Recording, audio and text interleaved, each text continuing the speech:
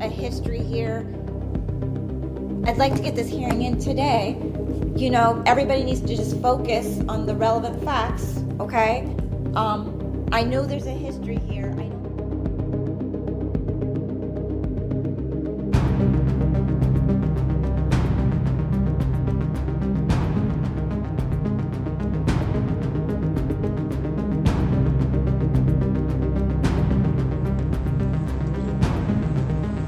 Are you talking up by Sunset Mart? Up the hill by the gas station? Yeah. Okay. Why did you?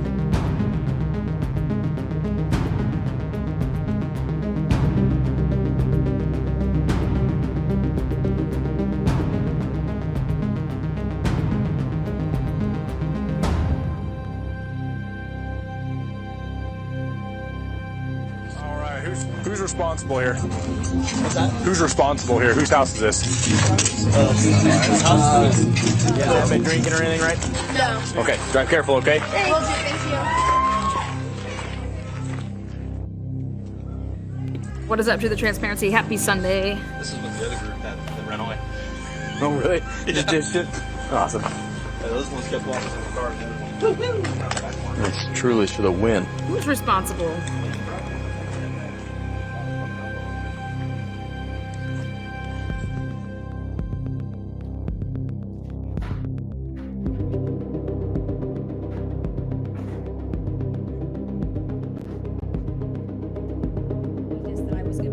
So there was 2 different discs. 2! Okay. They all knew about it. They knew about it. Boom.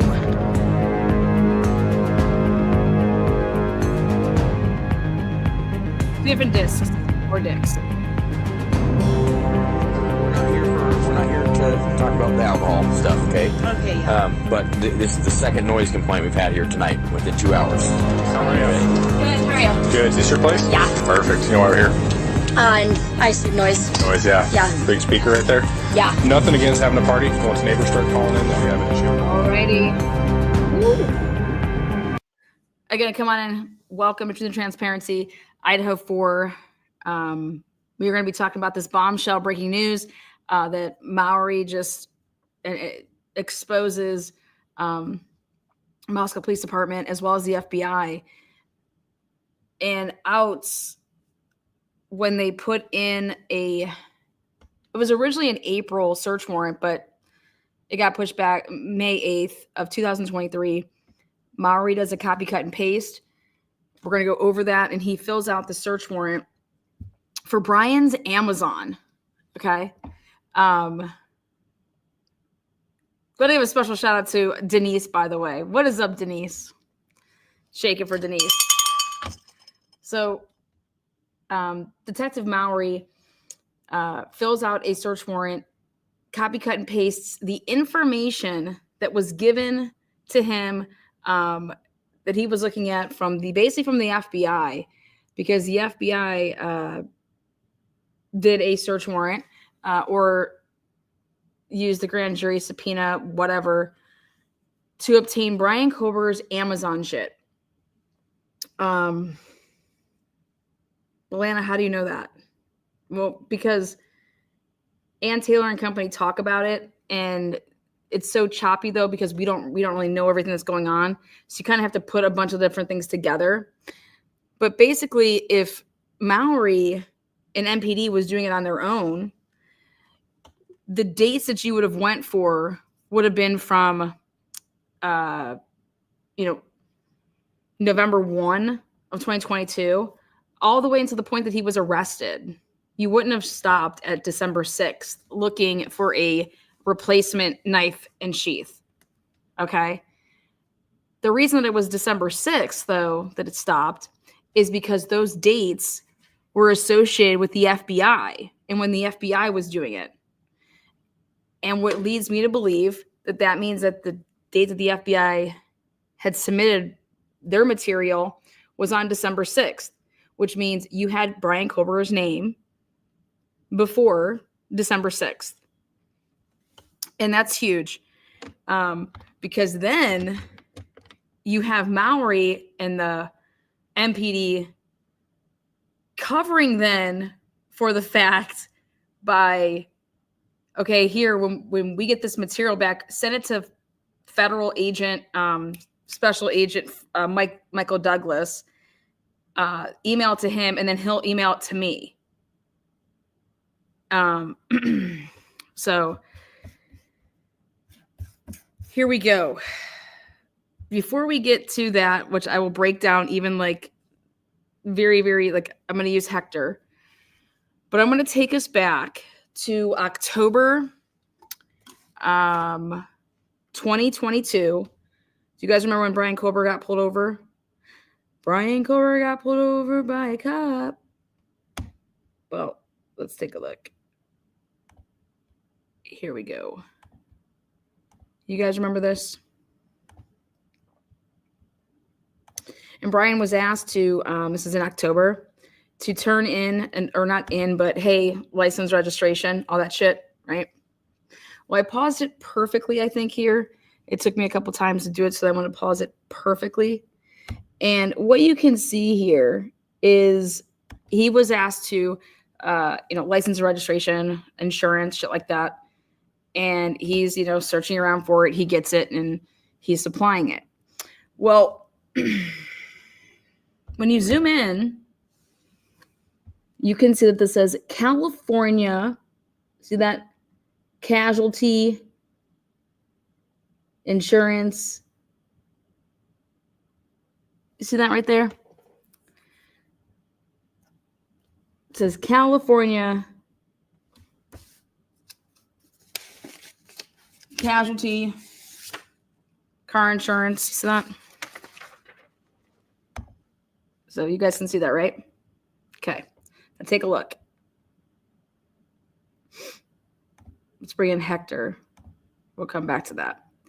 Now, when you then take Hector into account, a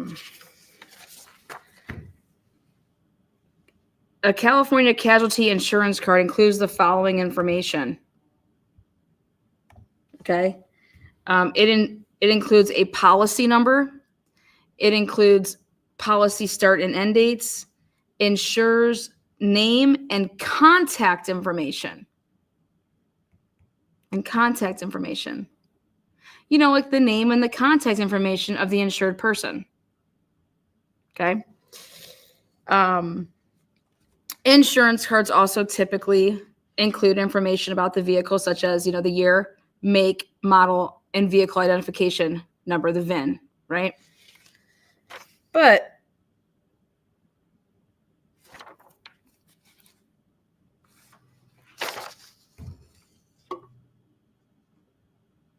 car insurance for police officers with California casualty. There is one thing that many insurance companies forget about. They forget about you. It is hard to be in law enforcement. We have not forgotten this. Ready?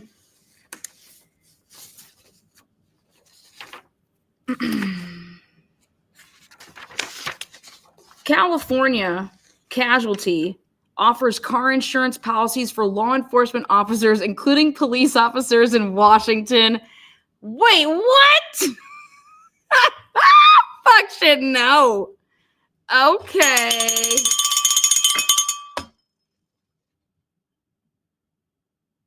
I told you guys this is going to be one of my best lives. Okay, so California casualty offers car insurance policies for law enforcement officers, including police officers in Washington. Their policies are designed to meet the needs of law enforcement officers and their families. Oh my God, say it ain't so. Dropping bombs.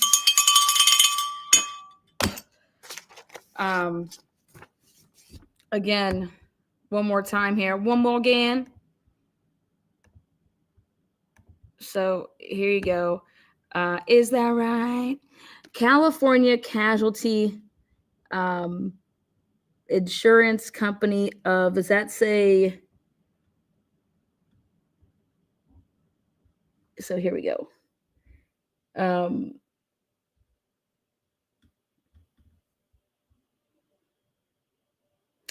Bryan Kohberger. Yeah, it's going to be really interesting. It's going to be super interesting. It's going to be really interesting. How did Bryan Kohberger, how did he get insured? What California, California casualty.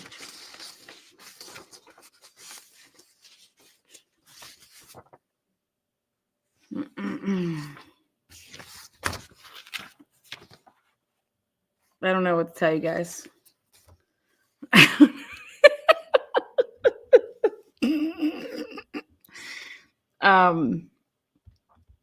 Let's give a special shout out to Sarah. Sarah's working hard. A lot of people are working hard out there, to get to the truth. So again, the company is California Casualty, and it offers car insurance policies for law enforcement officers. Okay. Now, there's more. We got some more.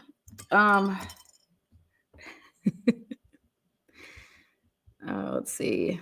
Let's go back to, I want to show again. Let's bring this in one more time if you're just joining us. Okay. So all I know is they said, how did they get the, okay, let me just back up. Everybody has thought that everyone said that Bryan gave, a phone number, right? That he gave his phone number up, right? Well, could that be that he gave his phone number up during the, he didn't give it up because he said it, okay? But did he give it up because he turned over and was able to be seen on body-worn camera the phone number, okay? So is that how they got this, phone number versus everyone, like, because I'm like, why would Bryan be, hey, what's your phone number? Like, I mean, why are you even asking that?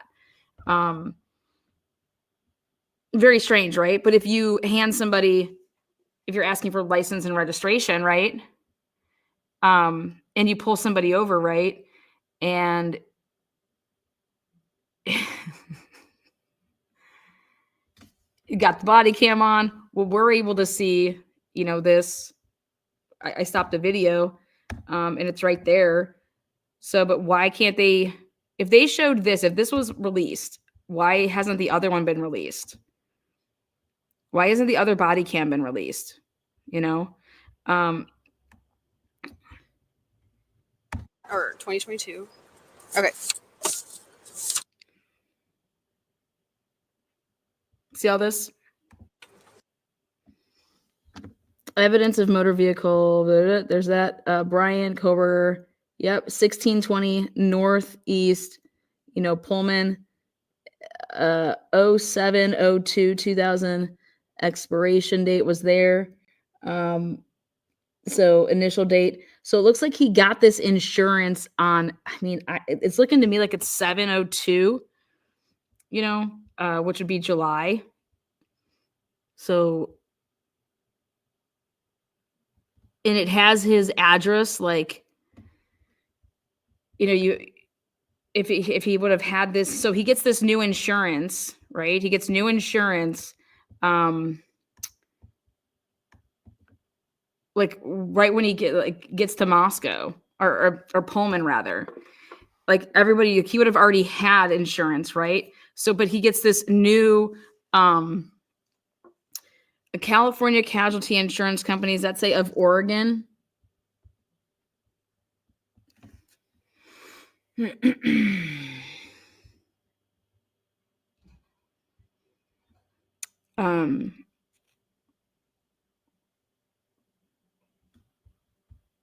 Why would he change his insurance though?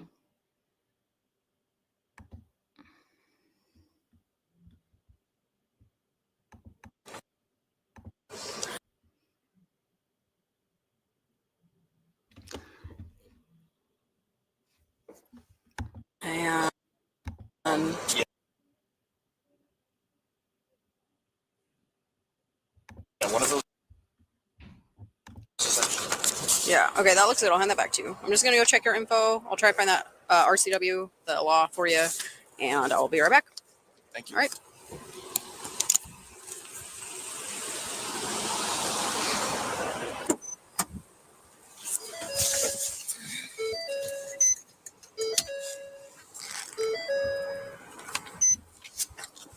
Sierra 331, code 4 driver.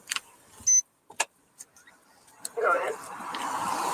Last of Kohberger, King, Ocean, Henry, Boy, Edward, Robert, George, Edward, Robert. First of Bryan, Boy, Robert, Young, Adam, Nora. Middle C, Charles. Date of birth 112194, Mount Washington.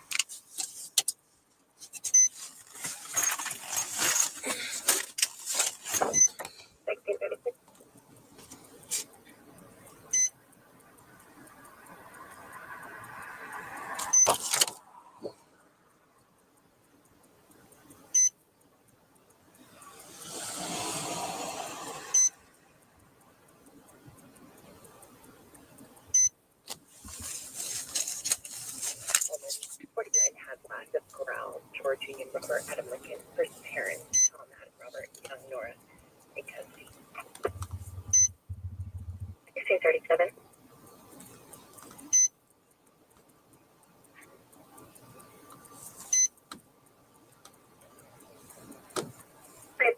Sierra driver. Go ahead.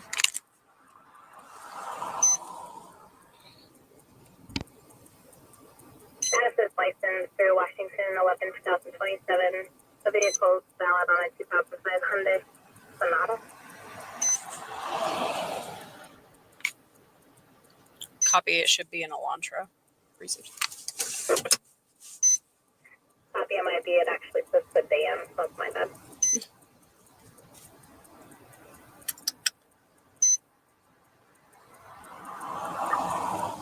Sierra 334 stopping. 334. King 568889 through Idaho.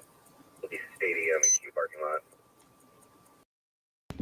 Okay, so anyways, just wanted to point it out that do what you want with it, but all I know is that California Casualty offers car insurance policies for law enforcement officers, including police officers in Washington. So, but the other part about this is that you could, if you got this on your card could have your, it has your insured, like the name and the contact information. So your address, but the question is are we talking about a possible phone number? Anyways, now moving on. So you guys can decide what you want to take from that. Okay.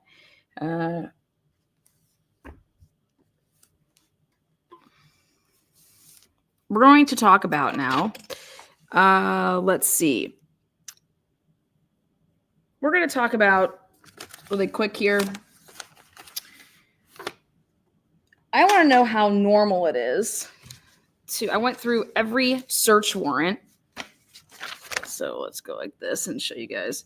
I went through every search warrant that was signed by, or anything that had Megan Marshall's signature. Okay. Signature. And I want to show you guys that. So let's go back over here to Hector. So for example, let's see.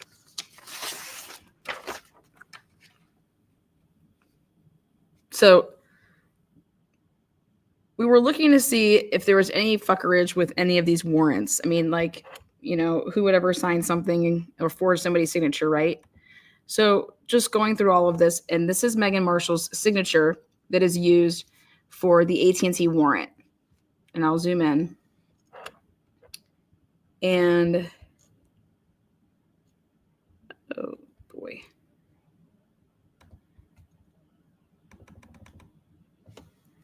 Okay. And then here's Megan Marshall's signature for, on 1/7.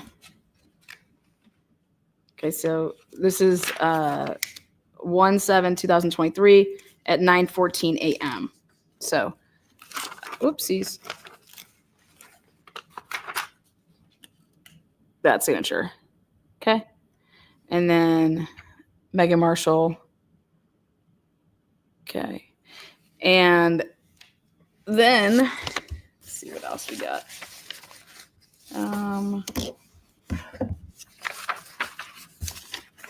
Then 2022 for the DoorDash, okay, which we're going to talk about.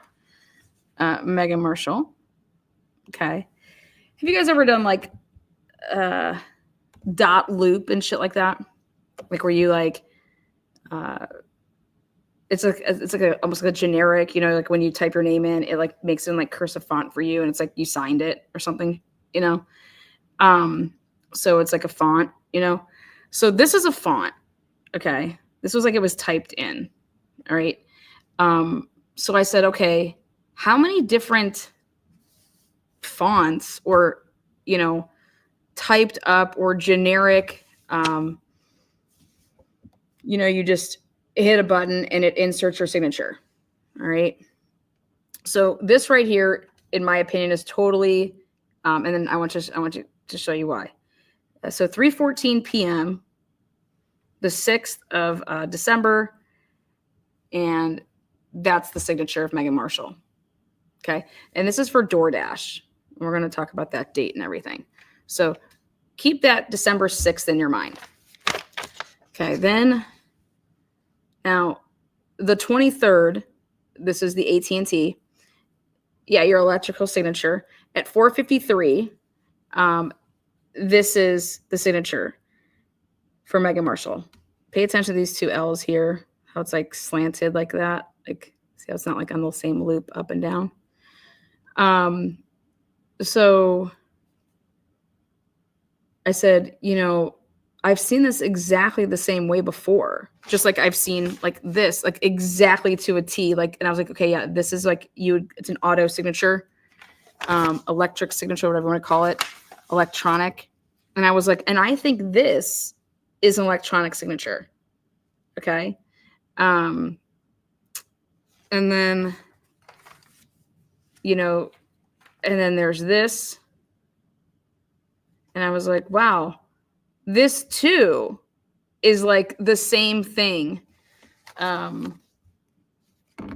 you go through these documents, here it is. Like, see that right there?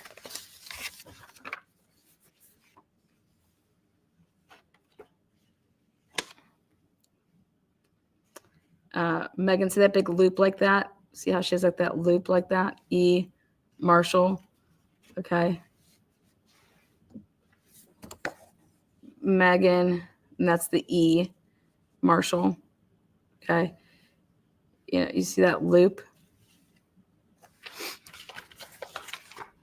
Now this, people want to say, because I thought for a minute there, I was like, look at this. This Megan, there is no loop on this. It stops. Okay. But see these two L's, right? Let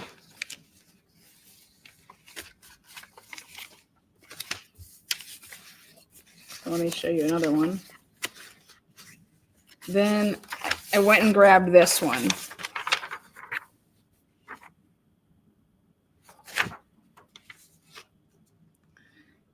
And do you see the same thing? How the like it's, you see that? It's the same exact signature. Like, I mean, the same exact signature. All right, so let me back this up a little bit.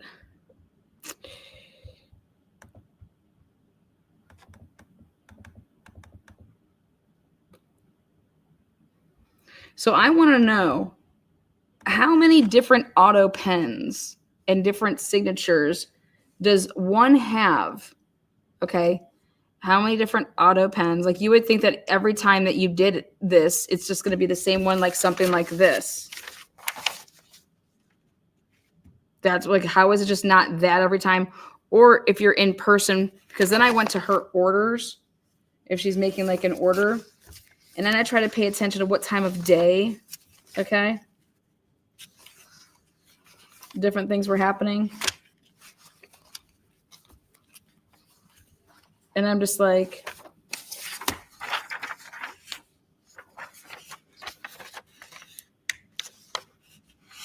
so it's like, okay. This one is at 9:14 a.m.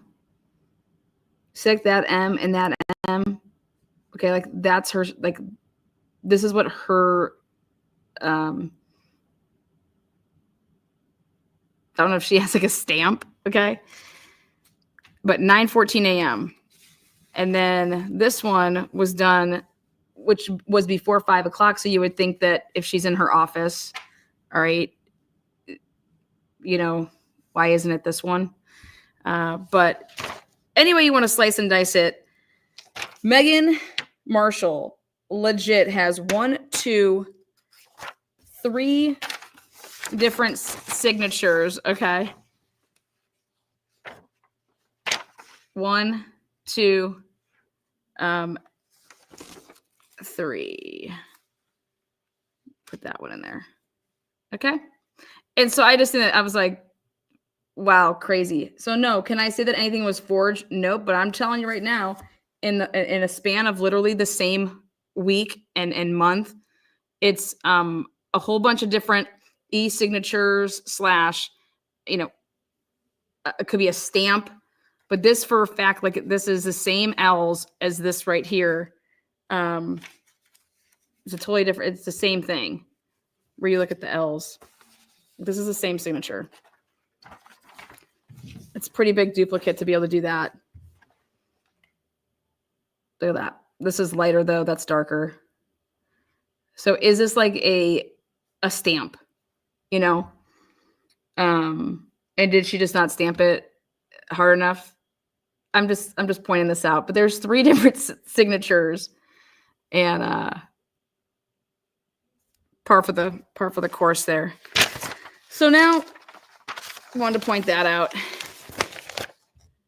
Now for what I talked about earlier,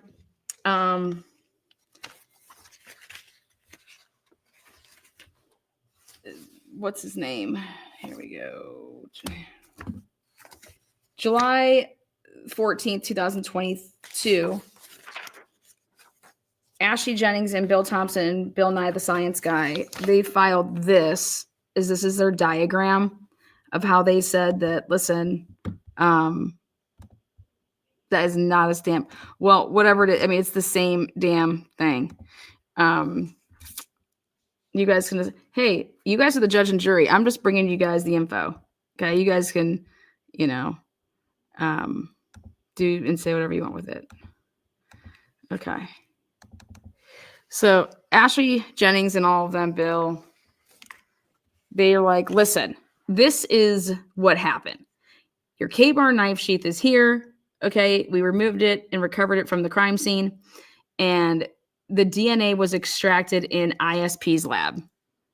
Okay, and then there's 2 different paths.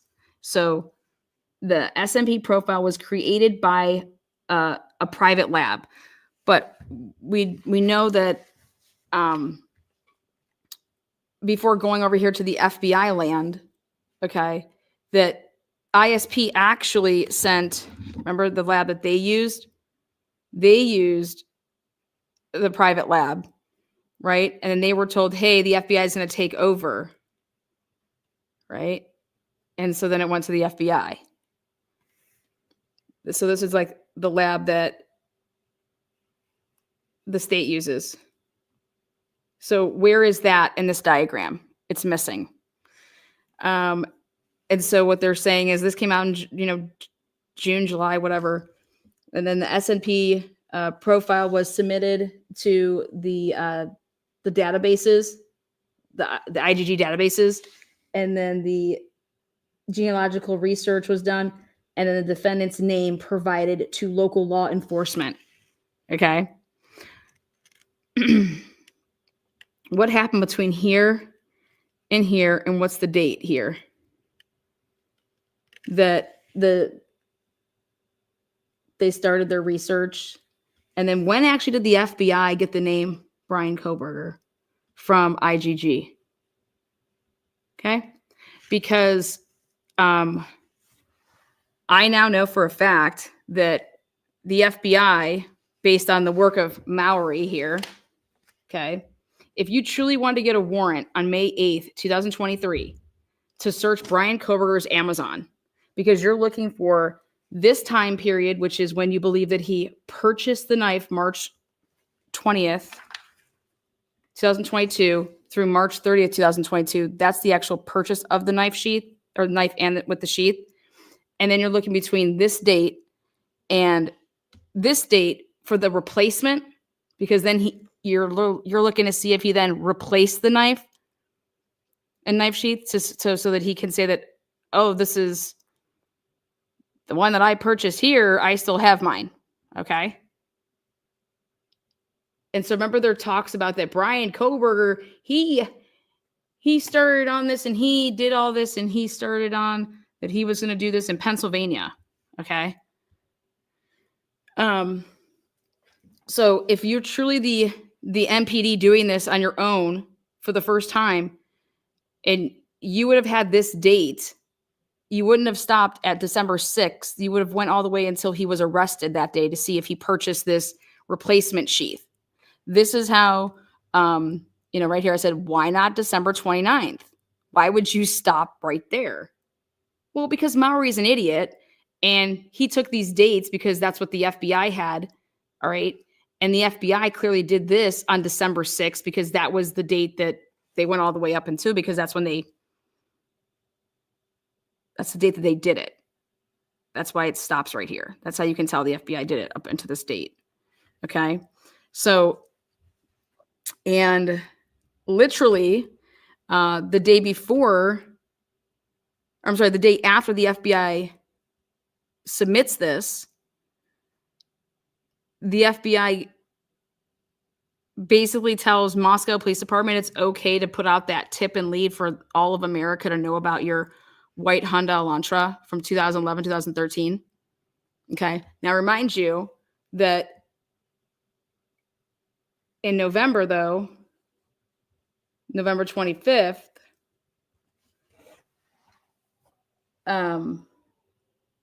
Moscow Police Department said that they asked, it's just what they said. So that they asked, I want to see like the internal BOLO, but that's when they asked surrounding areas in their law enforcement divisions, like not the public, but law enforcement, hey, be on the lookout for a white Elantra. Okay, that's what we get from the PCA, right? Okay. Now, if Moscow Police Department did this, if Moscow Police Department put this out, then why wouldn't WSU, right, who found this white Elantra that's Bryan Kohberger's, right, why wouldn't they just report directly to Moscow Police Department on November 29th when they found Bryan Kohberger's white Honda Elantra?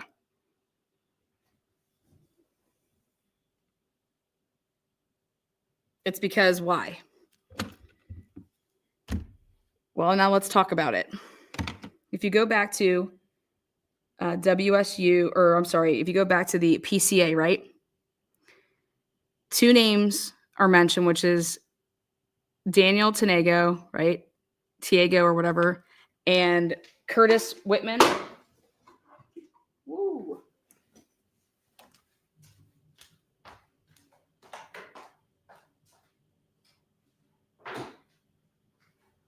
Hold on one second. We had a spill on aisle 6 over here. Got too many electronics to get wet. Okay. Perfect.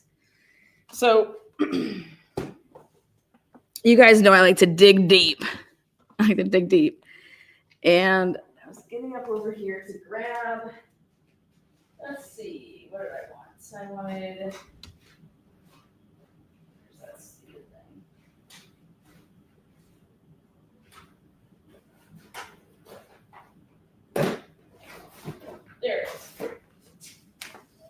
I saw something that's really stuck out in my mind. So.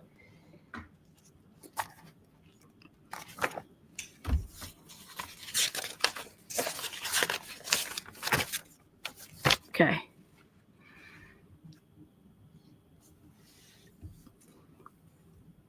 At approximately 12:28 a.m., Washington State University police officer Daniel Tanego queried.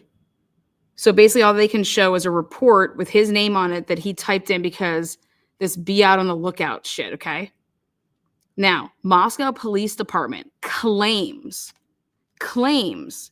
that they put out this internal bolo. But I haven't seen it, and neither have you guys, and nobody has. But this is just what they're claiming, that we internally told law enforcement, right? Moscow Police Department internally told, and just happened to say, hey, to the area. So if I'm Ann Taylor, I want to go and see if any of these surrounding, even counties, towns, whatever. When did you receive a bolo from Moscow Police Department on November 25th? Saying to be on the lookout for white Honda Elantras. Okay.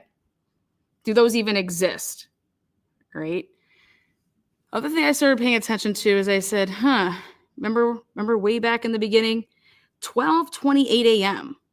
And then lo and behold, the same day at approximately 12:58 a.m., Curtis Whitman was looking for white Honda Elantras and located a 2015 white Honda Elantra at this address in Pullman in the parking lot. Okay. I said, interesting, 12:58. Well, Ann Taylor comes out and tells the world that what does Bryan like to do? So let me get this straight. At 12:58 a.m., after now we know that Bryan likes to do nighttime driving, go for nighttime drives, whatever his schedule is, he normally returns home what time? 1 a.m. Okay. So do you not think it's at all interesting? Who would go searching, okay, in the middle of the night, for these Honda Elantras versus actually looking for them and during the day, in the morning, so you can actually see them, see if there's any visible markings on them, right? So now we know, based off of Mowery's mistake, we know that the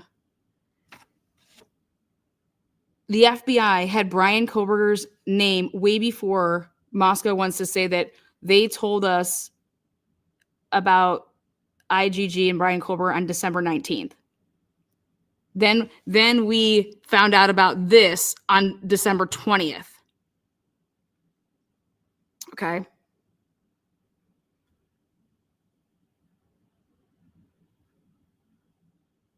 But this shows us that the FB motherfucking I had Bryan's name. They have all these agents in the area, okay?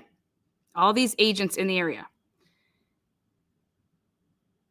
Why the fuck would Curtis Whitman, who based on a FOIA request, what are his normal hours? He is a sexual assault detective. He is used to dealing with, I guess you say DNA, in sexual assault cases. He's on the sexual assault task force team. Okay. So at 2 minutes before normally Bryan Kohberger is driving out and around at nighttime or whatever. So 2 minutes before he usually comes home or he's taking late hours, this dude Curtis is what? Just circling the Steptoe apartment parking lot, comes to this white Honda Elantra and does what? Just notes it. Because remember when I said way back in the day, who would ever drive around looking for one, right? When you have the ability to just run a query like this dude did, right? Supposedly. This is all like, this is just what they're saying. Now,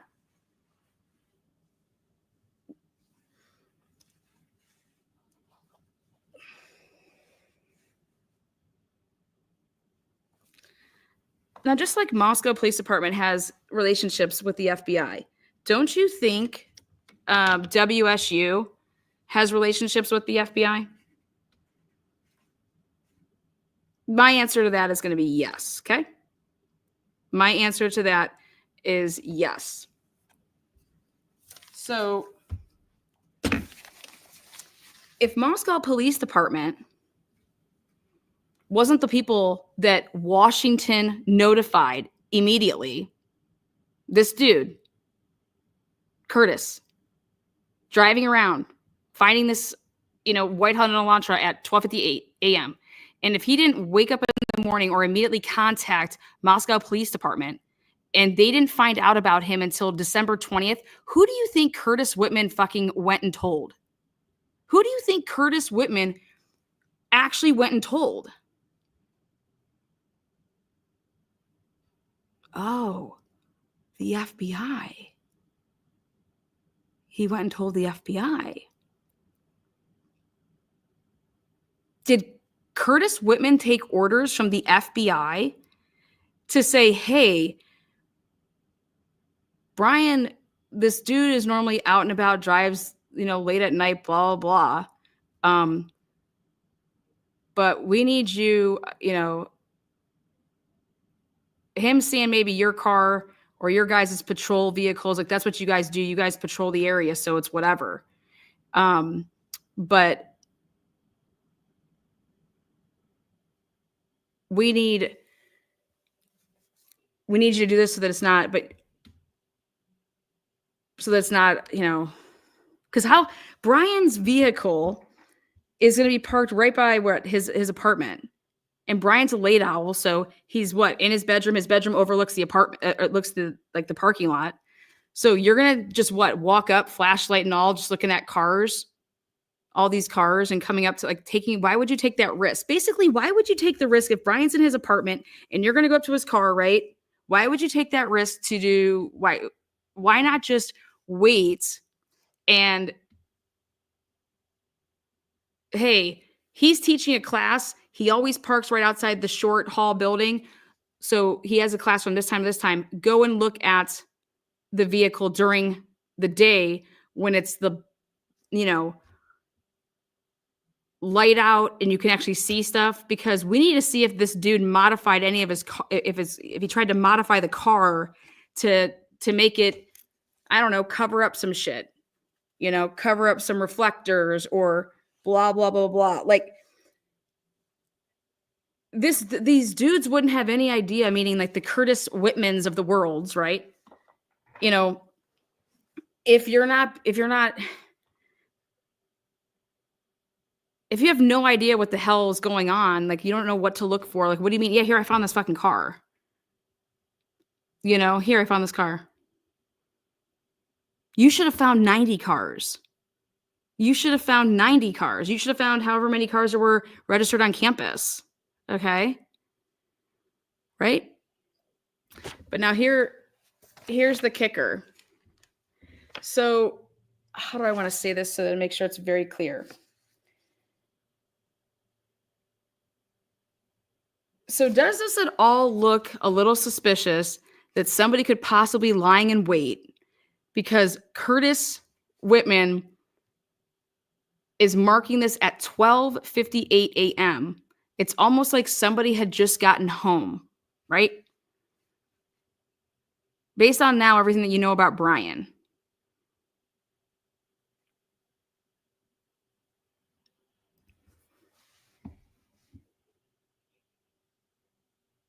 how difficult would it be to swab the fucking vehicle, right? With a Q-tip, all the handles, everything, like when you go to open up the door, right? There's also cameras all over campus, right? So if you're going to try to go by his car on campus in the middle of the day, what are you going to do? Swab in his car? You know, they clearly weren't taking orders from Moscow Police Department, because Moscow Police Department says that we didn't even know about this, even though we put it in our PCA that we did, but we didn't know about this until allegedly December 20th. They didn't even know if this happened. So then here's the kicker. And everything that Payne is saying in this vehicle supposedly going the loop the other way, Moscow Police Department, when they were putting out their press releases, they never asked the public, like they did in Moscow, hey, can you ring cameras? We're looking for a white Honda launcher in the area, right? So remember what I told you guys? How in the world and where did these videos come from where WSU had all these videos, 5 of them, with a white sedan? Like, how was that not past the 30 days? Why didn't Moscow Police Department ask WSU's campus and Pullman, hey, since people travel back and forth all the time from Pullman to Moscow, Moscow to Pullman, we want you to look in the area, okay? And, for this white Honda, like, you didn't ask the public for help with that. So who provided these videos? I said it 2 years ago. Who the fuck provided the WSU videos? All the cameras that were used in connection with this case from WSU, where did they come from? When did they go to say, okay, now we need these WSU videos? If you just found out about Bryan Kohberger on December 20th or 19th from IGG, okay? That means Moscow Police Department would be hitting up WSU 30 days in a week after the murders. People don't have cameras that run after a week. So when I'm talking about business cameras, when I'm talking about Ring, when I'm talking about if you have campus, these cameras don't continue to record. They get written over. And then who went through it, right? And now come to find out, right? If they didn't give Moscow, so basically you have the FBI who basically said, fuck you to Moscow, we're running our own investigation, right? And that's why Payne basically threw his dick on the table and was like, on December 20th or 21st, whatever day, he decided to come out and tell everybody that who's in charge? It's our investigation. Moscow Police Department's in charge. This is our case. There's never been, it's always been our case. And they said that after the name Bryan Kohberger was given to them. And it was given to them from the FBI, right? But now if you're working in concert with each other, like Payne says, 30 feet down the hallway, things like that, and you're just constantly around them and with them,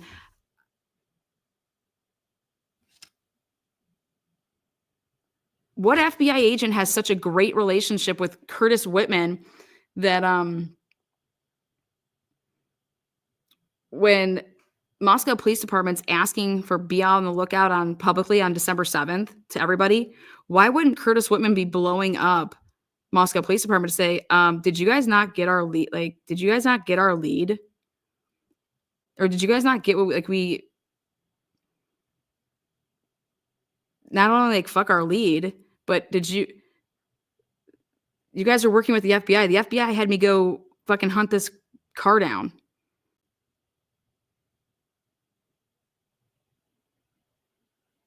Now, if Bryan Kohberger was all tied up and wanted to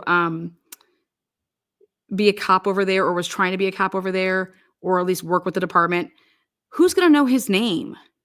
WSU is going to know his name, right? WSU is going to know his name. Not Moscow, right?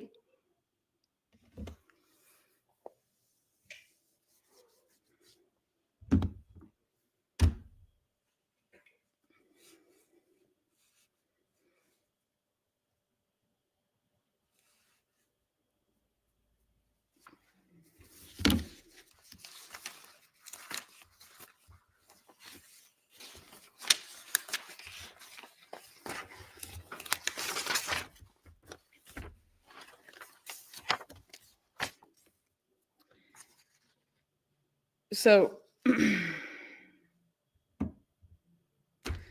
if the DOJ policy is that when you get a name from, so hear me out with this. The FBI is working on this IGG, okay? They develop a name. What you're supposed to do is so think about this. At the very least, we know that they went and got Amazon. They went and got Amazon, all of Bryan's Amazon shit. Okay. And we know this. All right. And it was done, and they went to go get it at least on December 6th, 2022. Not even knowing what they could have gotten before then. There's, chat sessions where they're having conversations with the Amazon representative, shit like that. That's been talked about. So Bryan Kohberger is still in. Well, first of all, Brent Kopaka is still alive, right? Brent's still alive. Guess who's on the SA team with Curtis Whitman? Curtis Whitman was involved in the Brent Kopaka shit. The guy that shot and killed Brent Kopaka, the sniper, Boyd is part of the SA team who shot and killed Brent Kopaka. He was the sniper. Okay? You guys can just look this up on the internet. So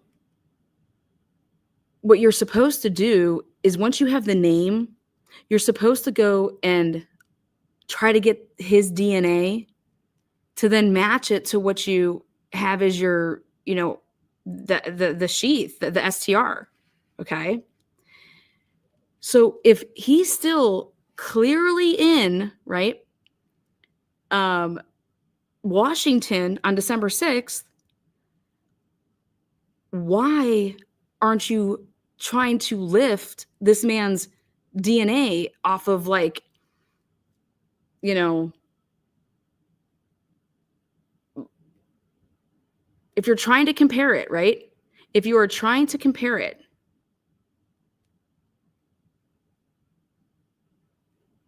you have this name, and we know that you have it because you're going and getting Amazon search warrants. You're going and getting, or the feds are doing this. WSU has nothing, or Moscow has nothing to do with this. They don't even know that this is going on, allegedly. Okay.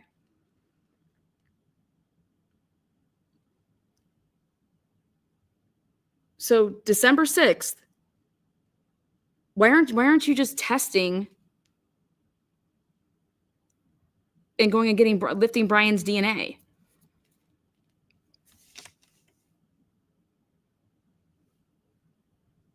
Bryan is he's teaching kids, right? That office, right? I mean, you're telling me you can't get his DNA? You're telling me that you can't talk to one of the students? I don't know, maybe BK Norton? Talk to a student there to say, hey, set up a office hours, do something. We need to get his DNA, right?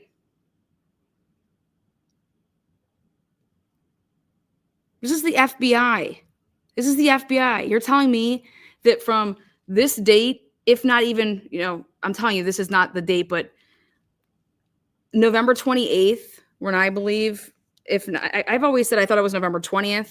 I don't care what anybody says, and I've said it before. Why November 20th always has stuck in my mind with the name that they got it, but.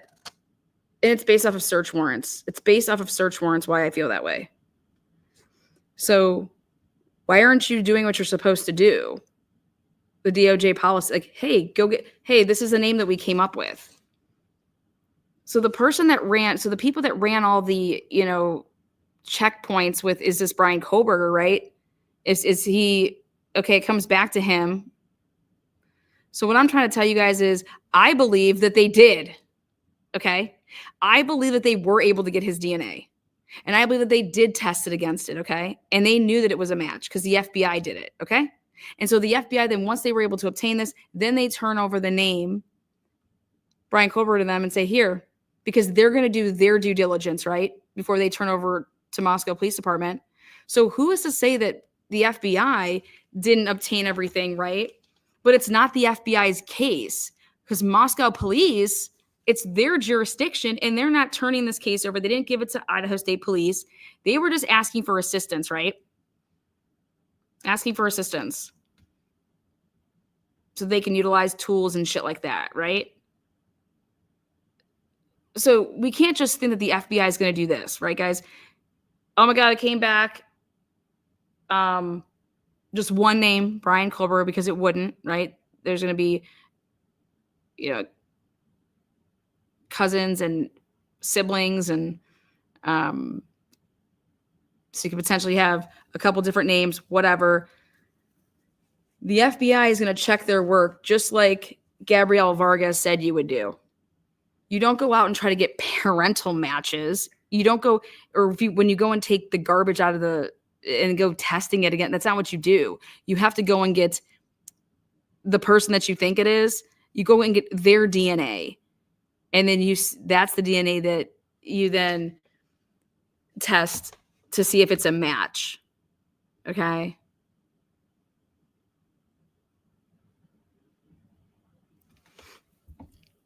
So now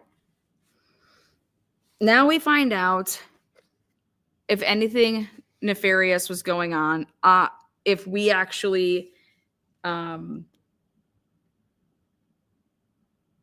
so would it make more sense that the FBI had already done this work, right? And checked all their stuff before they turned over the name Bryan Kohberger to then MPD, right? But does it make sense now why Jay and Ann and his whole team is like, wait a second, though. You guys just violated the fucking shit out of this man's rights, okay? Doing all of these things.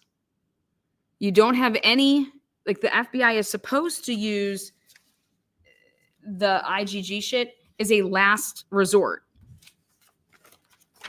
And for some reason in this July 14th write-up, the Attorney General's office, because that's who's working with them and prosecuting, they said here, moreover, as the DOJ policy on IGG explains, the FBI can only use IGG after the investigating agency has pursued reasonable investigative leads. Like, why aren't you talking about, Moscow? Like, it's just the FBI to solve the case and the perpetrator's identity remains unknown. So they had to take reasonable efforts, right? Before that they would implore IGG.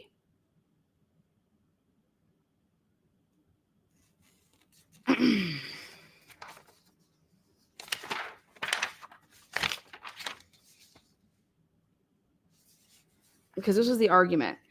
The defendant theorizes that IGG process was like a lineup where the government already aware of who they wanted to target. And the reason that they're saying this is because it's absolutely correct. They already knew that they were targeting Bryan. But nobody wants to talk about why he was the target.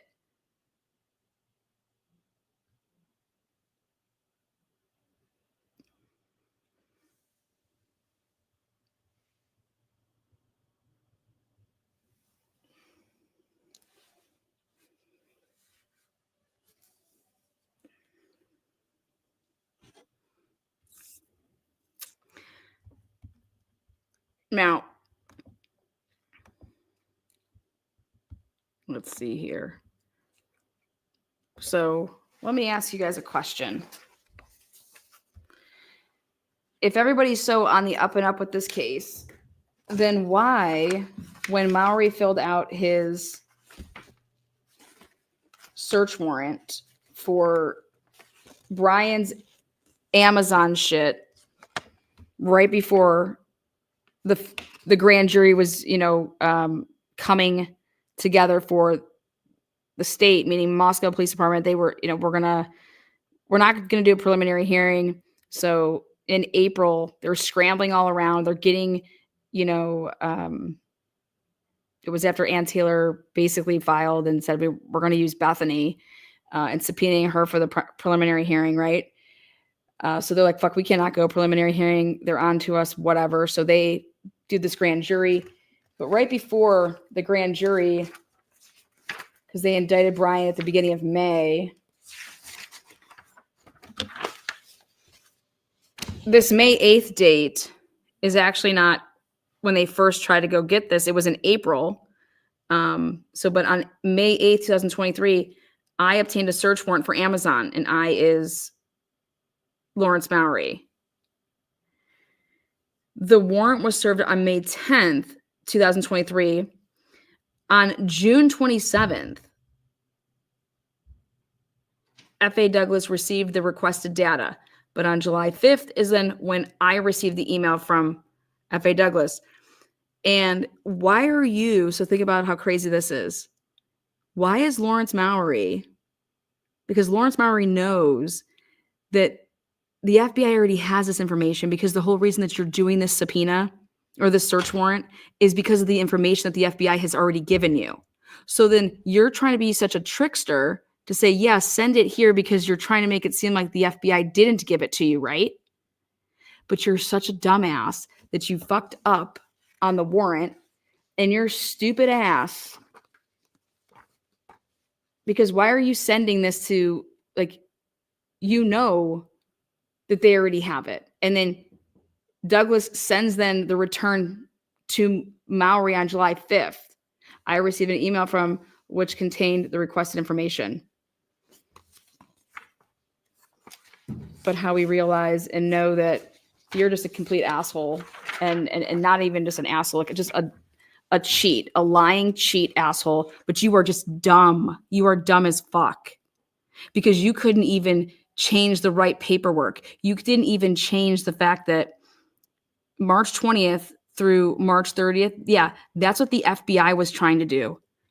You want to know where this is coming from? Think about WSU, right? WSU had that burglary, and immediately they knew that burglary a year ago, oh my God, a man with a mask, remember? And so, remember somebody gave him a tip, or somebody said, oh, people were in town and look and see at this time, this is when this, they were having some, I don't know, like recruitment thing, blah, blah, blah, blah. So it's interesting that they're looking at these dates right here for like the possible time of when he would have purchased the knife, or at least clicking on things, looking for the knife. But then this date here, you're an idiot. You would have had December 29th as the date for this. This is the replacement knife and sheath. But that stupid fuck Mowery didn't change the date to the 29th. Because if you did not use the FBI at all, and you just did this on your own, like you were trying to claim, when you would have been filling all of this out, you would have went all the way to this date, because you don't know, like, you didn't arrest Bryan Kohberger till that date. The reason that you did this date here is because you took it from the FBI, because that's the date the FBI did it. And they could only go to that date because it was on December 6th. They couldn't put to December 29th because when they filled out their paperwork, it was the 6th when they did it, you fucks.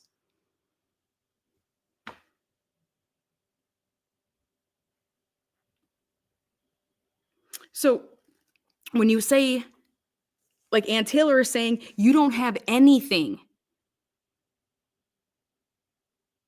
without this IGG, and you're saying you didn't use IGG, that's all that the FBI used was IGG. And all of your shit came from the FBI.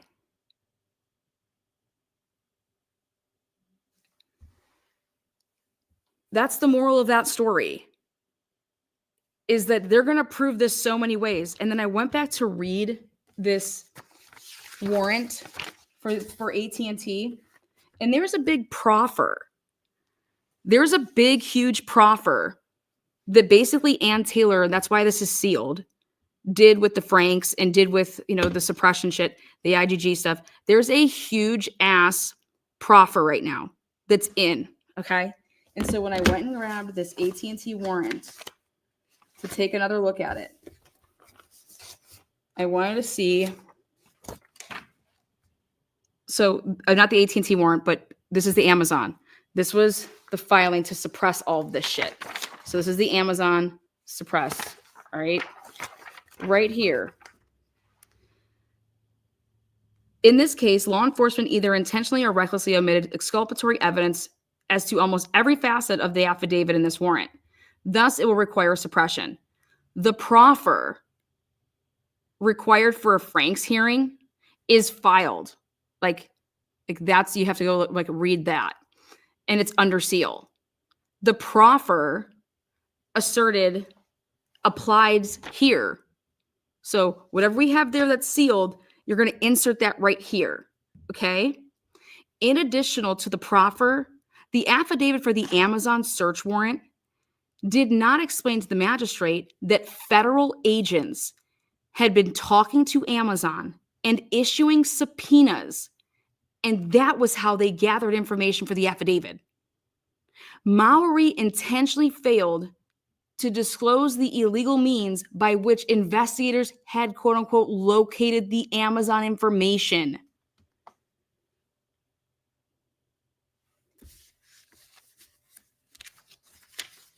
Now, I'll ask you guys again. When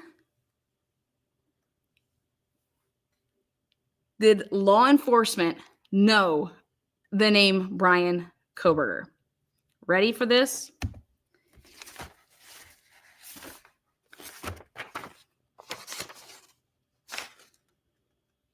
Okay.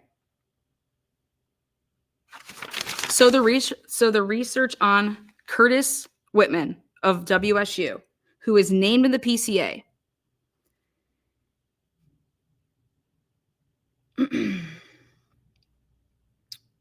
We said, what are the odds that on November 29th at 12:25 and then at 12:58 a.m. that these two, Daniel and Curtis, would just come across and be looking into these white Honda Elantras. But what, they're not working together at the same time? Interesting, right? So if you look into Curtis Whitman, take a look at his age and his rank. Take a look at when he normally works. And none of that would be consistent with him being out and about at 12:58 a.m. looking for white Honda Elantras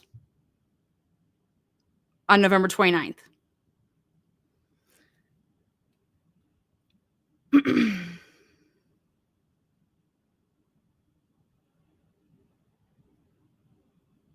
So,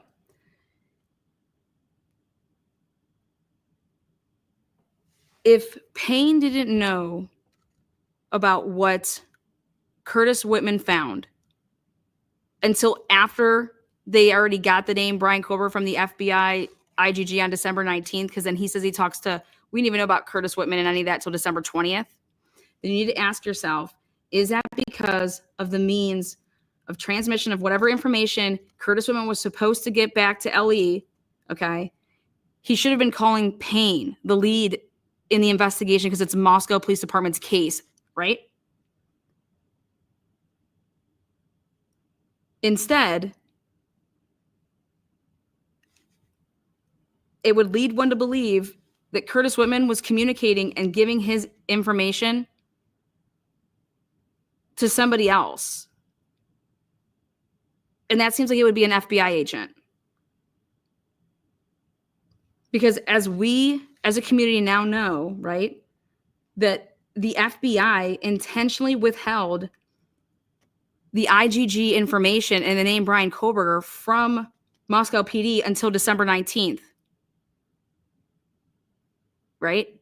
So that means that they would have been working with other people and keeping things from Moscow Police Department. Think about why the feds are ever involved in things in the beginning, or why they were in the area. If you're doing an investigation or you're looking into corrupt acts by, WSU people or Moscow people or Idaho State Police people, the feds are going to be doing that shit, right? So if you don't trust certain people or whatever it is that you're doing, but clearly Curtis Whitman, I believe he was trusted with something.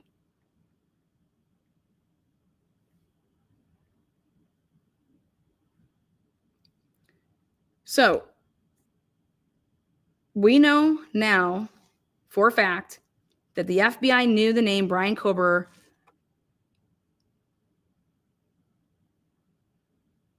before November 29th. Because I believe Curtis Whitman was put on assignment to go and do this on the 29th at 12, and was waiting for Bryan to get back from driving out that night. I would love to know where Bryan was driving out. They need to look at the data and see if Bryan was driving out, what time he would have arrived home on November 28th going into the 29th. Because they would have known at that point, in my opinion, that Bryan Kohberger would have had long hours, rarely arriving home before 1, right? And then he would stay up all night, or at least what the neighbor said, all that he was vacuuming and shit, right?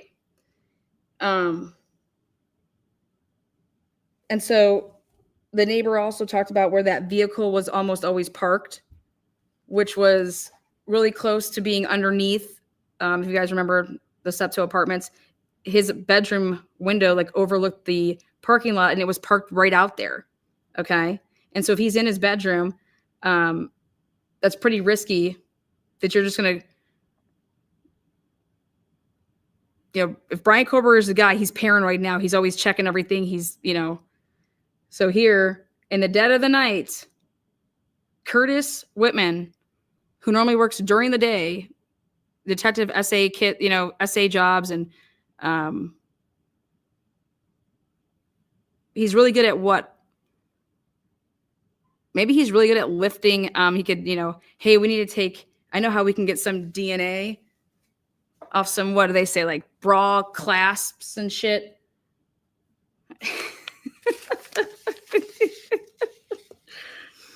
Anyways, so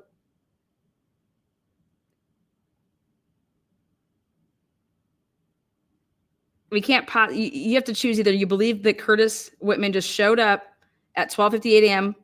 fully expecting that Bryan's vehicle would just be parked up there at that very time. That would mean that you have to know the driver's habits.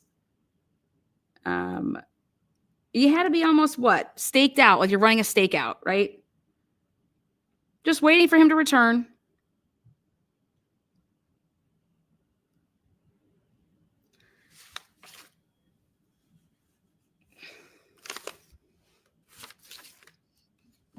Why would anybody be doing and noticing a white Honda Elantra in the parking lot of the Steptoe Apartments at 12:58 a.m.? What the fuck was Curtis Whitman doing up there? What was he doing up there? You guys understand that? Who sent Curtis Whitman? His name's Whitman. Who sent him up there?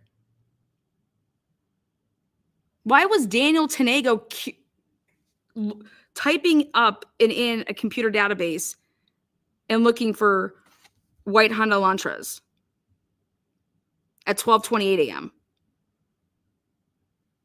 Now, let's just go the route that it was nefarious. Let's go that route. Just to talk it through. Ready? So,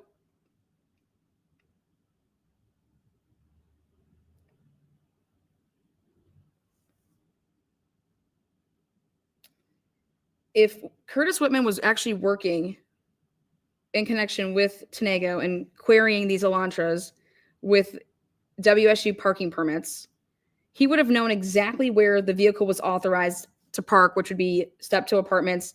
It probably tells you on those passes, at least it did for when I went to college, it would tell you like where you had authorization to park. So because of Bryan, it would seem like he would have authorization at the step to apartments where he lived, right? But he would also be authorized to park probably near and on campus where his Wilson Short Hall was, right? Right? So why didn't Curtis Whitman do this looking for Elantras or driving around? Why didn't he just do this at, I don't know, 8, 9, 10, 11 o'clock in the morning? Why was he doing this at 12:58 a.m.? Right? Because he would just, wait 6 or 7 hours to just go and inspect at his leisure in broad daylight, right? But Curtis didn't. Instead, was there this urgency to have Curtis act? Because he ran a huge risk, if you think about it, of being caught.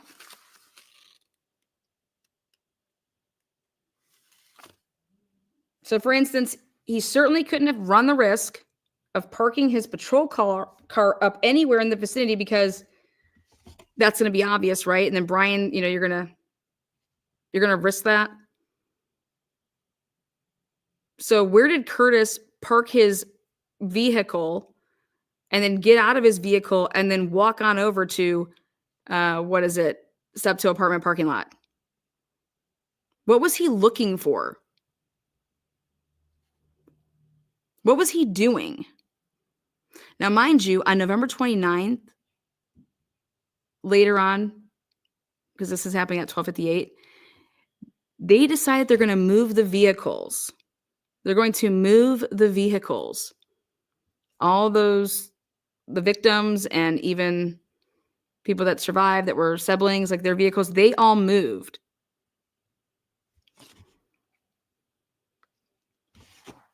On December 29th.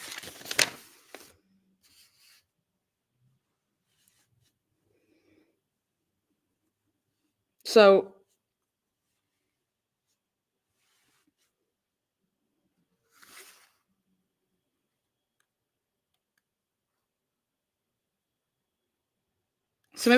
I believe you probably have two options here, right?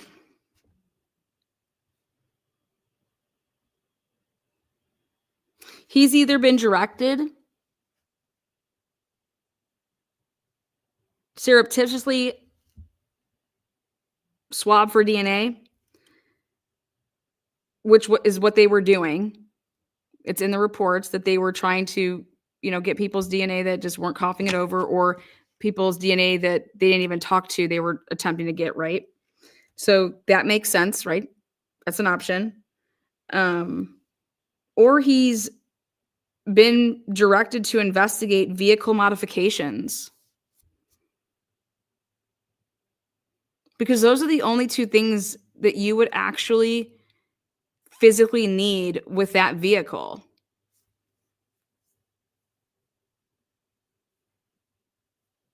Because you would just turn over a list and say, here, these are all the vehicles and their license plates. Here they are, MPD.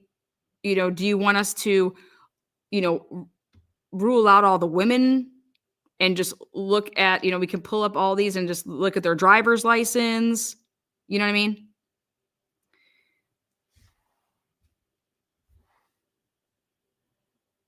But Curtis, if you read exactly what it says here, Curtis's ass, Tanego queried the shit.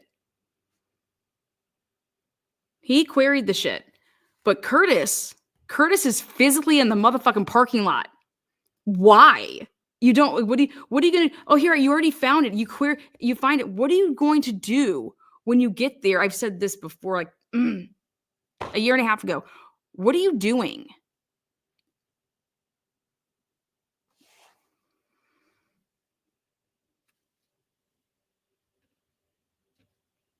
So could it be both?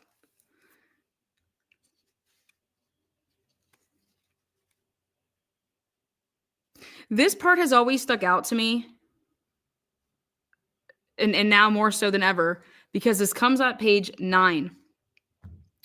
And the way that this was sold to be able to get search warrants, it was like Payne had this information on these dates. Okay. That's how he sold it. But he didn't, right? He comes out and says, I didn't know. Yeah, I didn't know about any of this until December 20th. So I didn't know about. So how are you using it in chronological order, acting like you got this? Because that's how you sold it, right? Okay, so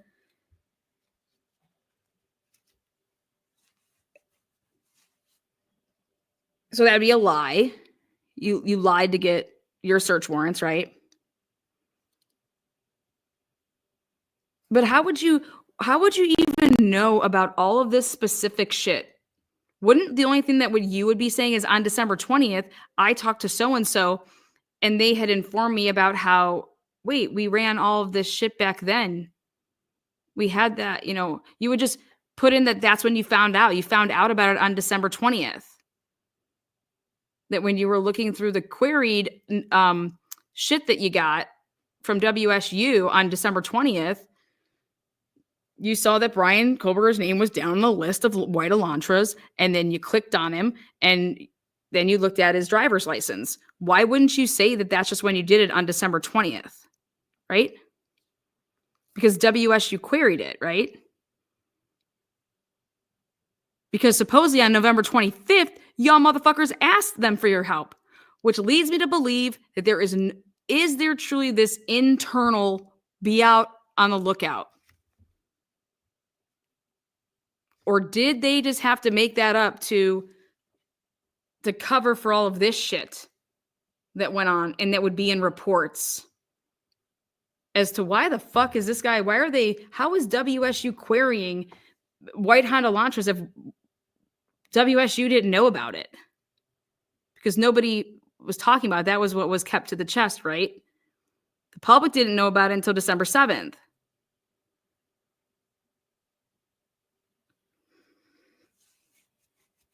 So those of you guys that want to give the PCA the benefit of the doubt,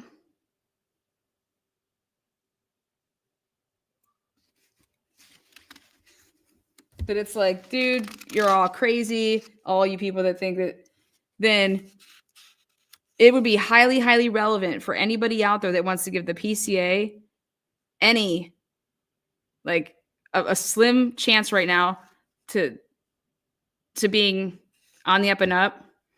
This is highly, highly, highly, highly of importance, because if Curtis Whitman, the month leading up to the murders, if he's always working during the day because he's a daytime worker, and then poof, out of the blue, here he is. Because it's one thing, you guys, to, when there's emergency situations and you're calling people in and oh, hey, something's going on, I got to go in, But I don't think querying white Elantras at 12:23 a.m. is needed when you could have just done that at 8 a.m.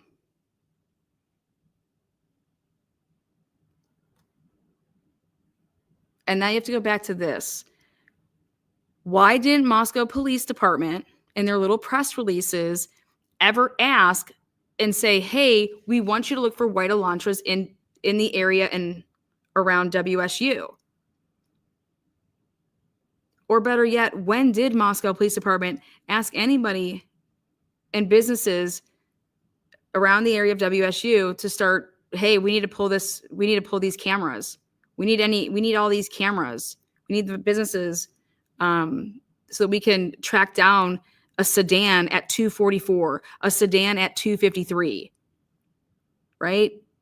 Where the fuck did those videos come from? What's the paper trail on the videos from WSU?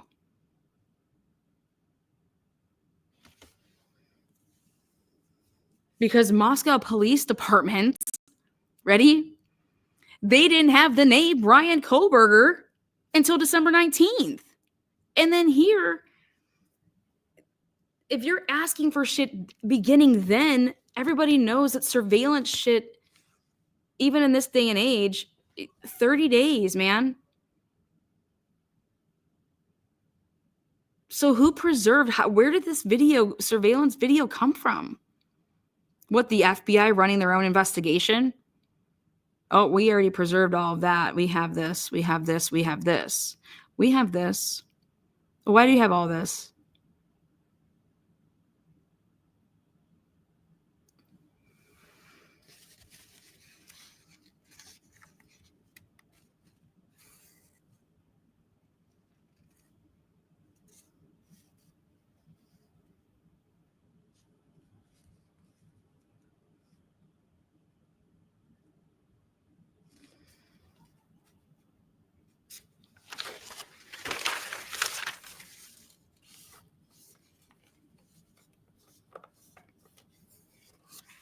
Let me ask you guys a question.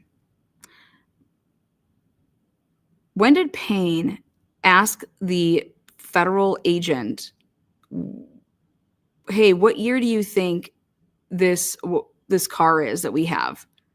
And on Moscow campus, he's like, 2011, 2013. Okay. What date, though, do you think that came? Well, it had to come before the November 25th, right?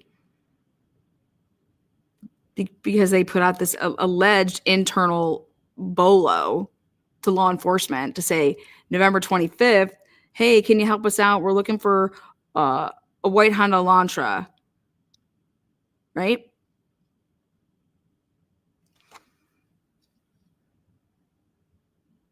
And so then wouldn't it make sense if you need to inspect something in the dark or inspect a vehicle, like really inspect, because you already have Bryan Kohberger's name, but he drives a 2015.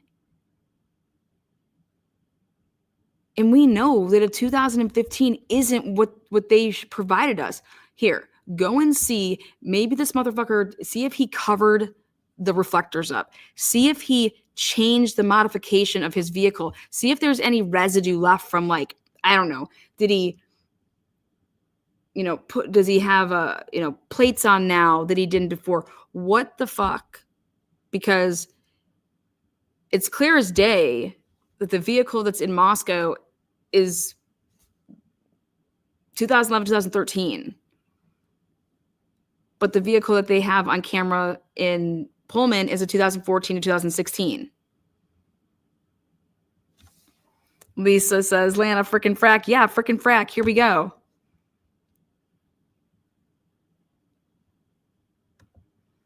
There is no cameras over in Steptoe. None over there at that apartment complex. I searched all over. None.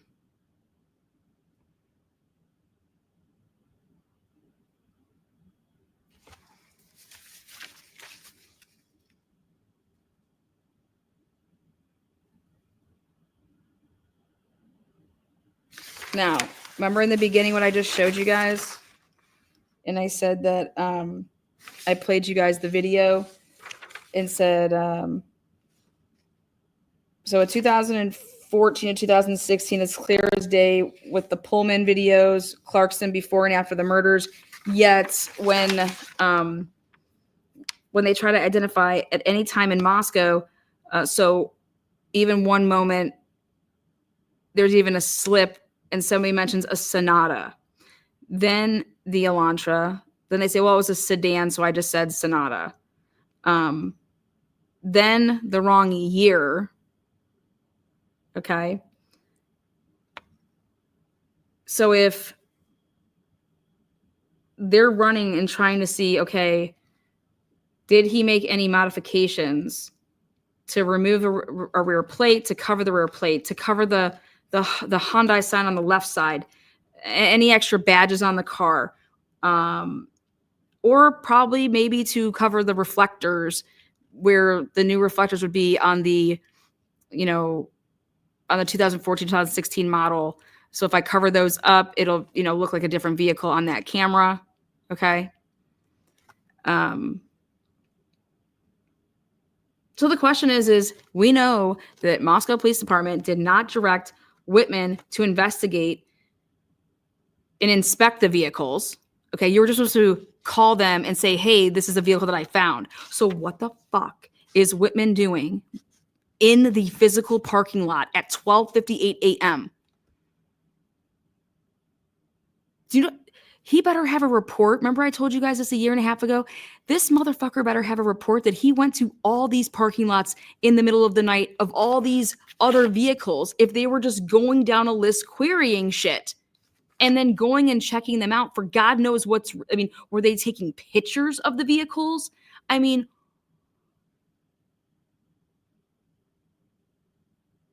But they would have been doing that at somebody's direction, not Moscow Police Department's direction.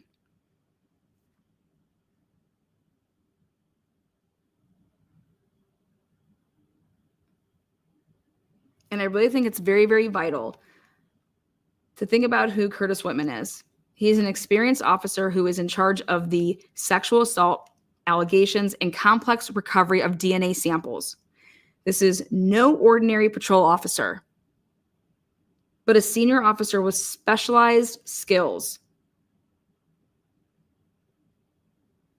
So was he taken into confidence and specifically told to not pass on his findings to the Moscow Police Department?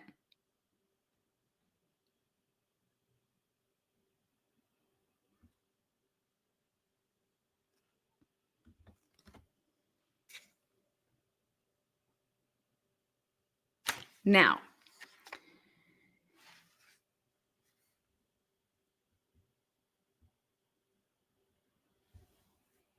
WSU has their own lab.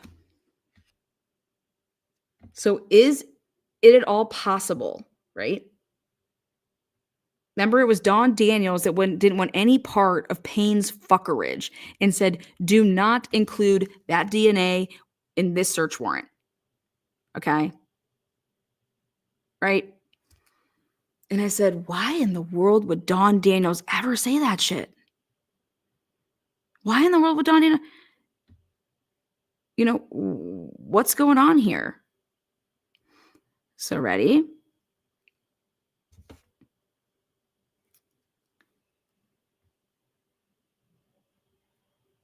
Are we able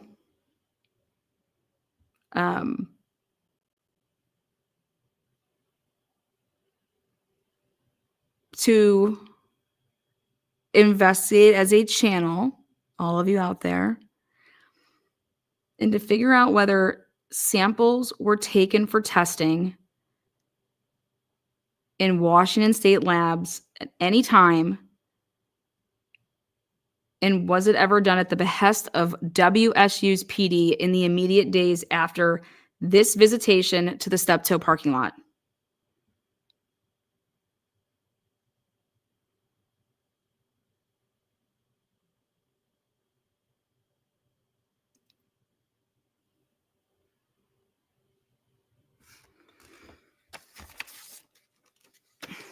Remember how 10 extra pieces somehow made it into the mosque, like whatever, they were just reporting and they said it went from 103 to 113, right? And that came up. Now, unless that they just realized that, oh shit, we never updated this, because they're just fucking idiots. But that happened during Thanksgiving. It was on November 23rd, it was 103. Then the November 24th, they didn't have one, it was Thanksgiving. Then on November 25th, when they wrote that up in the evening, because that's when they always put them out, they had 113 pieces. So what 10 items was sent to, was it even sent to Idaho State Police Lab? Those 10 pieces.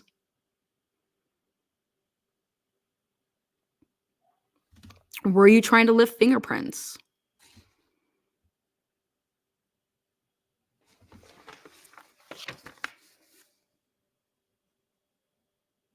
But I am telling you, it is imperative that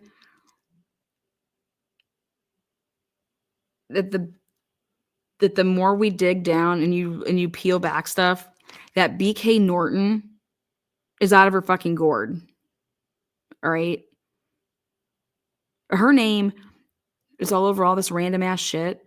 And then you basically have like the school saying, well, we can pretty much, tell the police that, yeah, Bryant, there was no, this is like, this bullshit's coming from BK Norton. In the last live I did back a month ago, not even a month ago. So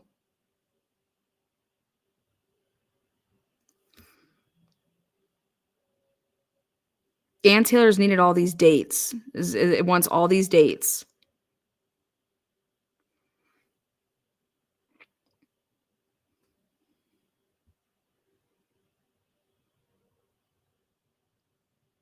And nobody wants to turn over any dates. Payne doesn't know anything about Dick. Okay? Mowery. Oh, no, that wasn't me. I didn't do it. Oh, you're going to and then Payne saying the same thing, right? What's going to happen to the suppression hearing? Why do you think that there's these subpoenas that are being put out? And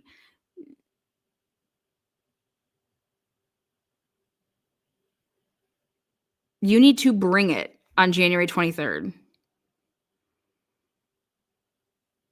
Because if you think a jury is going to acquit this man, the fuck out of here. Have you heard these jurors?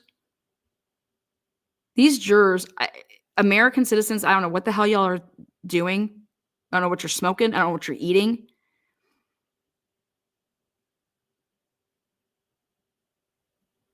I mean, the last interview juror that I just read, you would have thought that she was on a reality television show.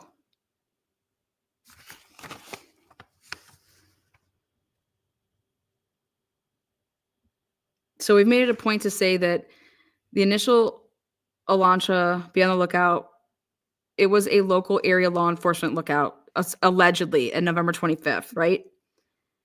And it went out through Latah and Whitman and the surrounding areas. But I'm telling you, what we need to consider here is Moscow Police Department never asked for video canvassing done on WSU's campus. Never said, hey, can you get us your Ring camera footage in this area? Coming in and out of Pullman, right? Or the local area businesses.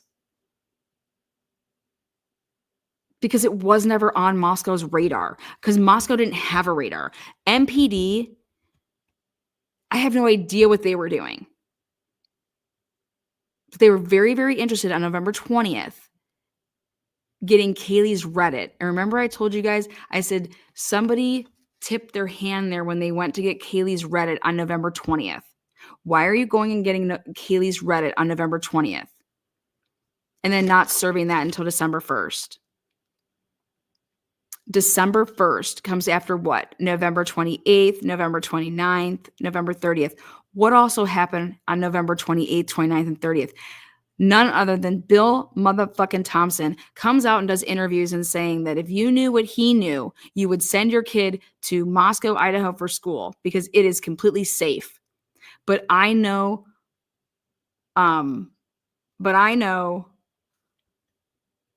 stuff that you guys don't know. And what would that be, Bill? What did you know on November 28th, 29th, 30th when you were doing your little tour?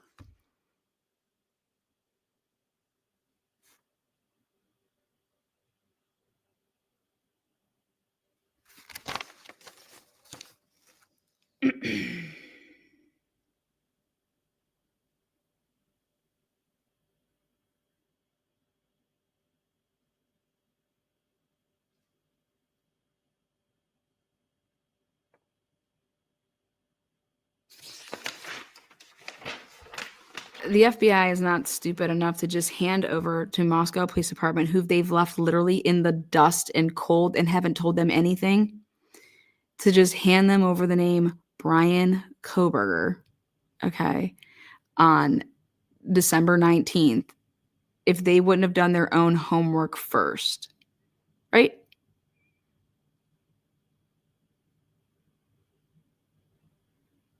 the people that came up with the IGG, right? They didn't call up Moscow Police Department and say, oh my God, okay, these are the names that we got, or this isn't.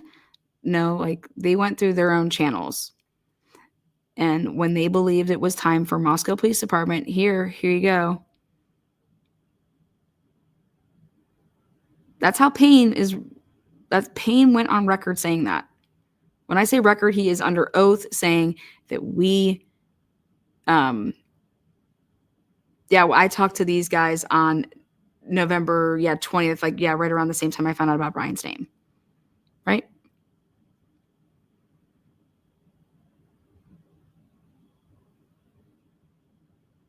How come all those people in WSU, all their police officers, they were catching a lot of problems for having sex with females during and on the job?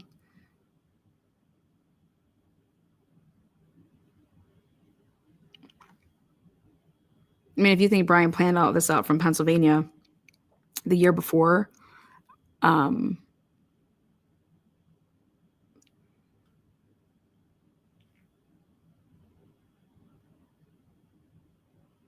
that's wild that you would think that he would take his own car to commit this homicide.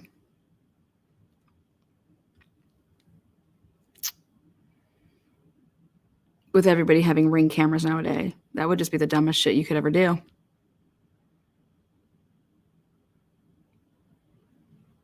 Especially if you're interviewing all these people and asking them how to get away with crimes. What was your biggest mistake and shit like that, right? You don't think one of those people would have said, yeah, I got caught because my car was on camera.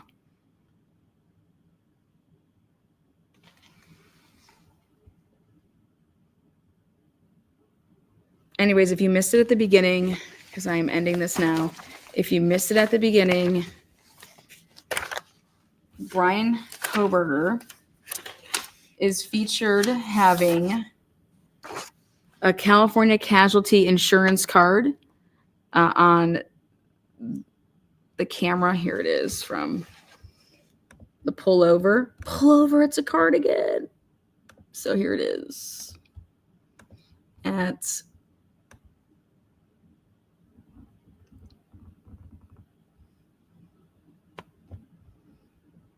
Okay.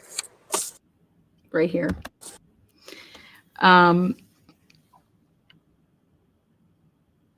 2015.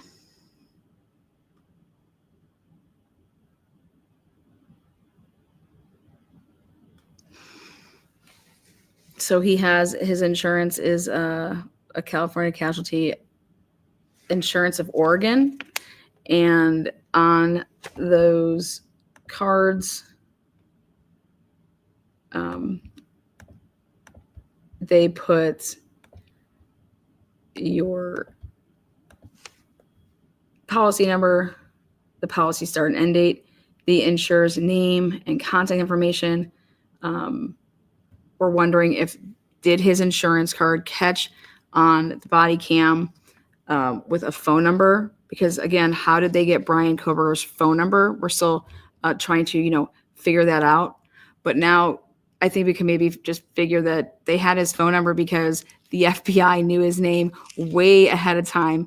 And then they were able to go through the channels of, oh, wait, Bryan filled out an application, so we have his phone number. Here you go. Right? But how did you know there was an AT&T number? How did you know there was an AT&T number?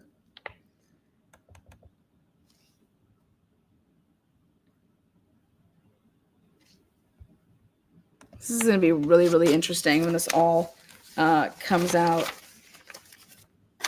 But not... and we showed that Megan Marshall has about 4 ways to sign her name.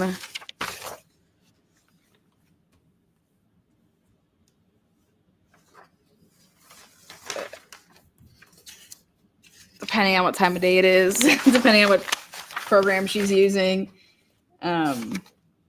What's the other one?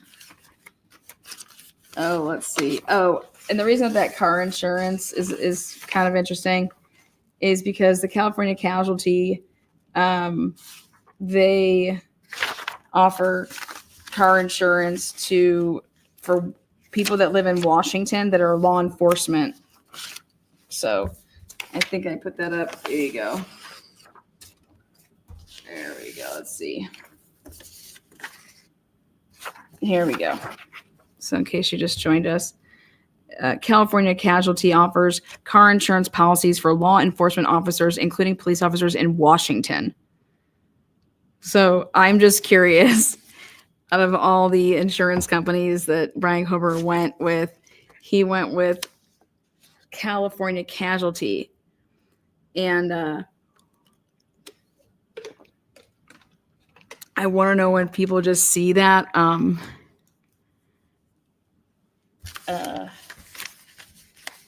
In that area, if they're like, oh man, I wonder if he's an officer. We all have those. You guys, I have no idea. I'm just supplying you guys with the information. And I just have to say that they lied their ass. Moscow Police Department has lied their asses off. I have no idea what the FBI has been doing. And that's why Jay's like, so the FBI is just like running around with Bryan Kohberger's DNA. No clue what's going on. Then you have Washington. Okay. These police officers, in my opinion, for whatever reason, people have, it's like a stigma against this dude.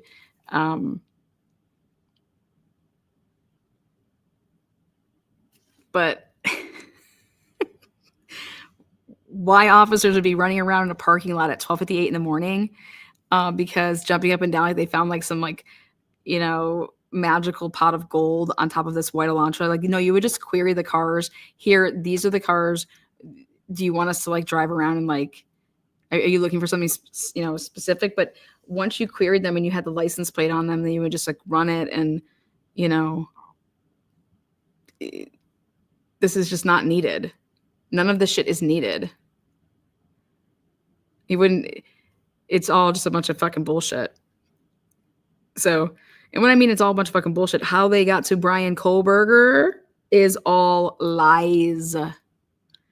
Moscow Police Department has lied about how they got to Bryan. And then they took the AT&T warrants, all lies. All lies. Using 6 and 18% of data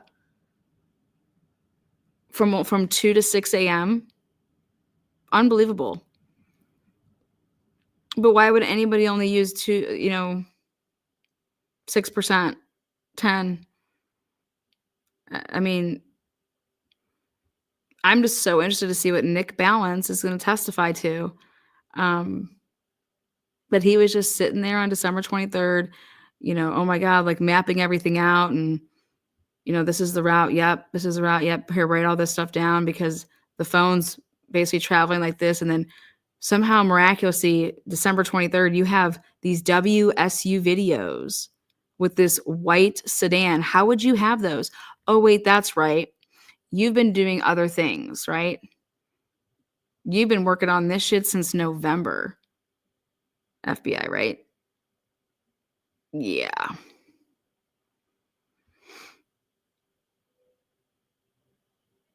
Remember, Bryan is maintaining his innocence, but not only is he maintaining his innocence, okay, he's saying he's basically framed, right? And now what's wild to me is that if he truly was the killer, right? How is there no fucking trace of DNA of any of those victims? Because it's one thing that you're going to plan to get away with it so that they're never even going to come and search any of my shit because I'm going to get away with this. Okay. But yet none of his devices, there's no connection between him and any of the girls or, you know, even Ethan. And normally when there's no connections with somebody, that's when you have to start thinking about like somebody being like, what, a serial killer? That you're just like killing whoever, you know?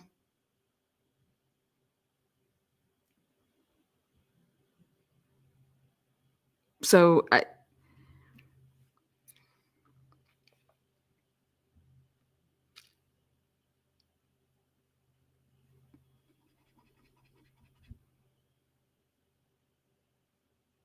January 23rd cannot come quick enough for this crew over here.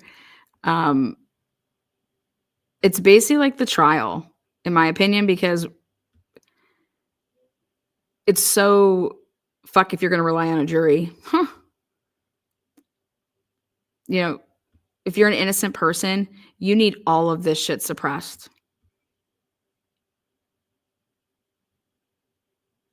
You cannot rely on a jury right now in the United States of America.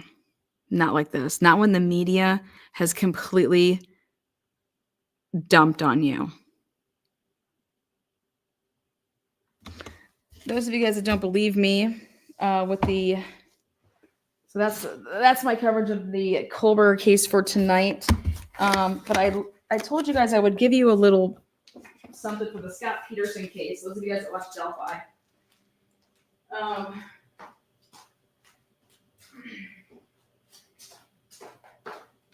Nobody believed me on this, so I have to show you guys this book. It's called Presumed Guilty. I want to show you guys that are Delphi watchers. Something I said, have you guys ever read this book? It's about Scott Peterson. And I want to show you guys this part right here. Okay. So this guy that wrote this book, by the way, he was Scott Peterson. He was a lawyer. He was actually a prosecutor out of California, but he became Mark Garagos is him were good friends. And he was Scott Peterson's basically a lawyer investigator. And so he had just been a prosecutor. And right here, I want you guys to take a look at this. Because I said, you need to read this book. To someone with my background, someone who grew up in Long Beach, California, and who had considerable success as a career prosecutor, at the first idea of cults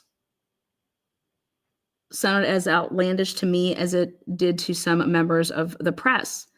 But I was no longer in Southern California. I was in Central Valley, which I soon learned was home to numerous satanic groups. As I investigated further, I discovered that between 1999 and 2002, 6 other pregnant women had been reported missing and presumed dead within 80 miles of Modesto, within 80 miles of Lacey Peterson. And then these names. Look up these names. Dina. Okay. Then also in October of 1999, Michelle, you can see the name Chan. We get to this name then. You get Allison, 21, Angelina Joy Evans, Sacramento. In August of 2002, the body of 24-year-old Salvadorian immigrant Evelyn Hernandez washed up in San Francisco Bay. Neither the child Hernandez was carrying nor her 6-year-old son, Alex, has been found. Rebecca Rachel Miller, 33. I was like, are you kidding? In August 2002. Wait, ready? I was shocked, he says, by those numbers. And I was especially struck by the parallels between Evelyn Hernandez, her case, and that of Lacey Peterson. Here we had an abduction with the victim's personal belongings, her wallet, found on the street. A witness in the Peterson case said that he found a pair of women's sandals on the street and pointed them out to Modesto police officer, who apparently did nothing about it. The description given by the witness matched a pair of Lacey owned, and Lacey's pair could never be found. It was never located. Ready? Both Lacey and Evelyn disappeared on satanic holy days, according to the satanic calendar, and they both ended up in the San Francisco Bay with their hands, feet, and heads missing. I began to read everything I could about Satanism, satanic cults, and ritual abuse.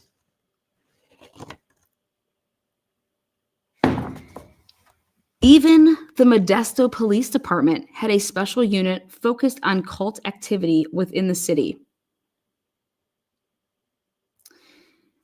In Modesto, you could open up the local phone book and find a ritual abuse counselor.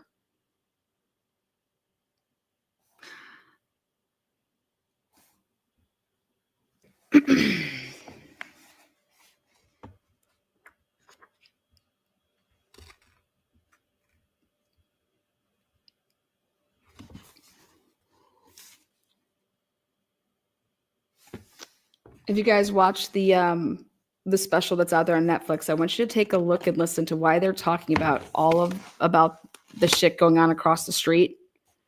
Okay. With them lying about the day that this burglary took place.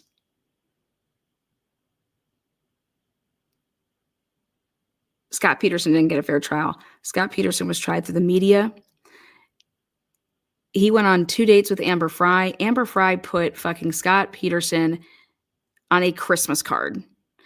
You need to get this book and you need to see how the media, first of all, Mark Garagos dropped the ball with defending that man. All of these leads, if you want to know what truly happened in that case, this is straight from an ex-prosecutor who basically had it out with Mark Garagos and like, what the hell are you doing? I've uncovered all of this stuff. I found all this stuff to you. Why aren't you calling any of these people to the stand who saw Lacey after he left? There's just all this shit. And then all of this cult stuff.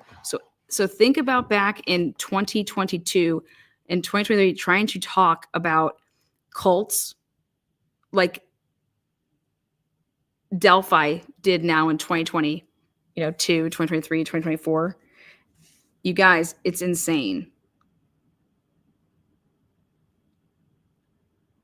You need to read this book. And it is Matt Dalton. And that's the guy. If Mark Garagos is a fucking idiot. He didn't do shit. But he'll tell you. He will tell you. He blames himself for a lot.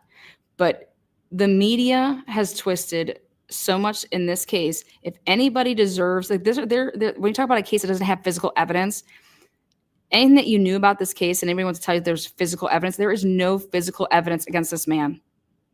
None. None. And Lacey knew that Scott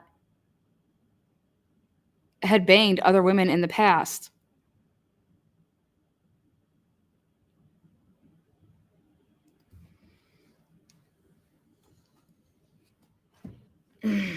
Anyways, I'm just saying, when you want to talk about, we've been talking about Delphi and we want to talk about cults and shit like that.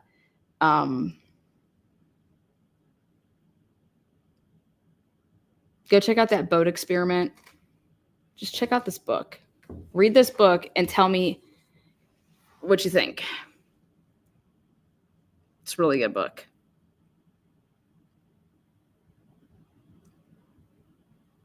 It's very interesting. And you want to talk about the police? Huh.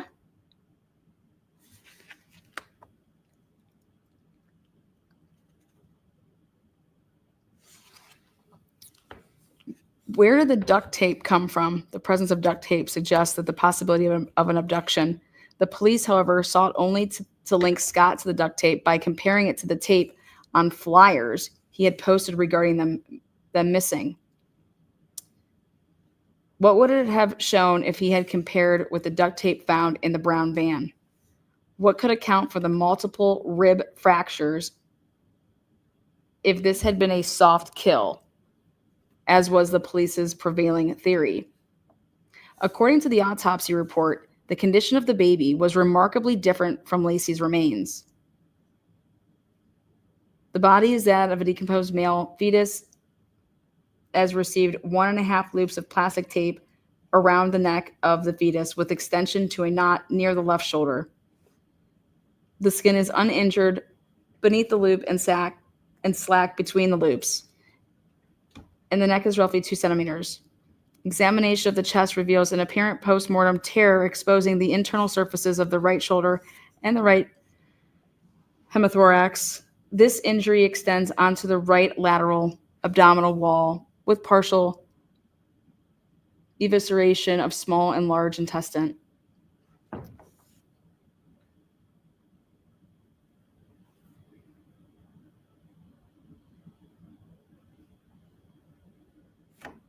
No evidence of animal feeding. Moderate decomposition without evidence of post-mortem animal feeding suggests relative protection of this body prior to its discovery. Cause of death, undetermined.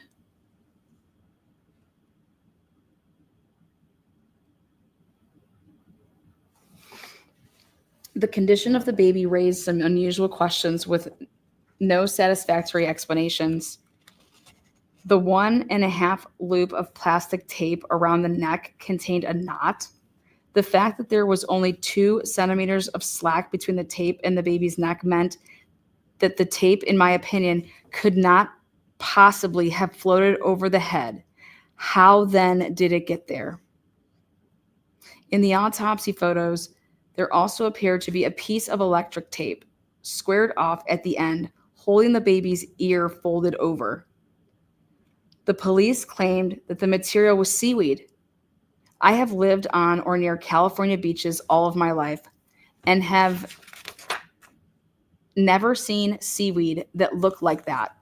I have never seen seaweed that can stick and hold down a human ear. The seaweed, in quotes, was never produced for us to examine. When I reviewed the body months after he had been found, what appeared to me to be an adhesive mark was still on his face. You could see what looked like the perforations consistent with tape being cut off. Unfortunately, this was never expertly tested.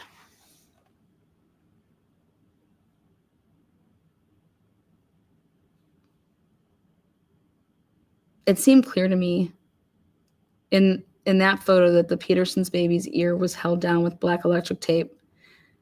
This is in addition to the clear plastic twine wrapped around the baby's neck and chest, indicating the baby had been handled by someone. This did not fit the prosecution's theory of the soft kill. Garagos and I met Rick DeSantos,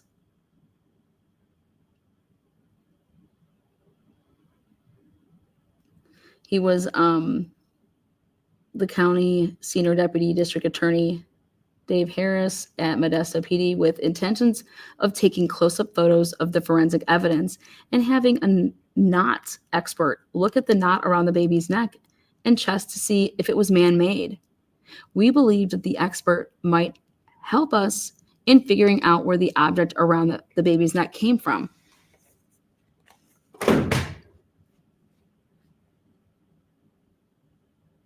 And how it was wrapped so closely around the baby. We were shocked to see that it had become untied, destroying what I think was significant evidence. They fucked with the evidence. Unbelievable. The material holding down the baby's ear was a key piece of evidence, in my opinion. If it was in fact black electrical tape, it could have been tested for fingerprint evidence. Fingerprint evidence is almost impossible to refute. And had there been any on the tape, it could have told us a great deal. I met at once with the Contra Costa coroner. When the bodies arrived at our office, there was no tape on the baby. The coroner told me she knew nothing about the tape, and there had been no mention of it to her. I then showed the coroner the picture of the baby with what appeared to be the tape on his ear and material wrapped around his neck and chest. She said she had never seen either of the items that were attached to the baby.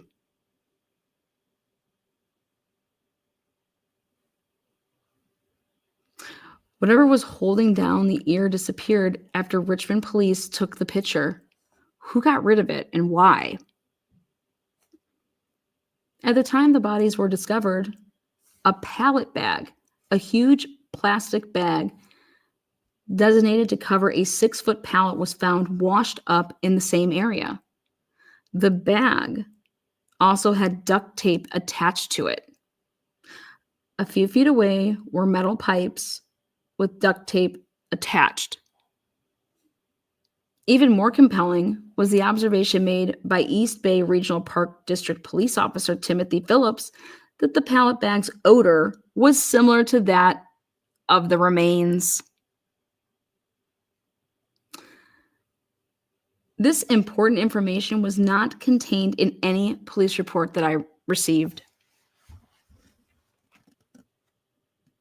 If the baby's body had been placed in the pallet bag, it would explain the lesser extent of decomposition as well as the odor noticed by Officer Phillips. I found a report in the discovery documenting the police investigation into the bag. In the report, Detective Roshini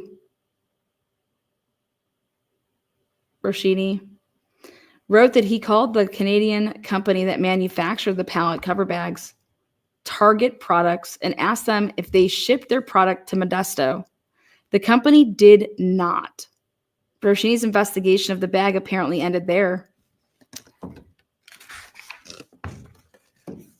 It fit into the prosecution's theory about Scott Peterson, so apparently it was not pursued.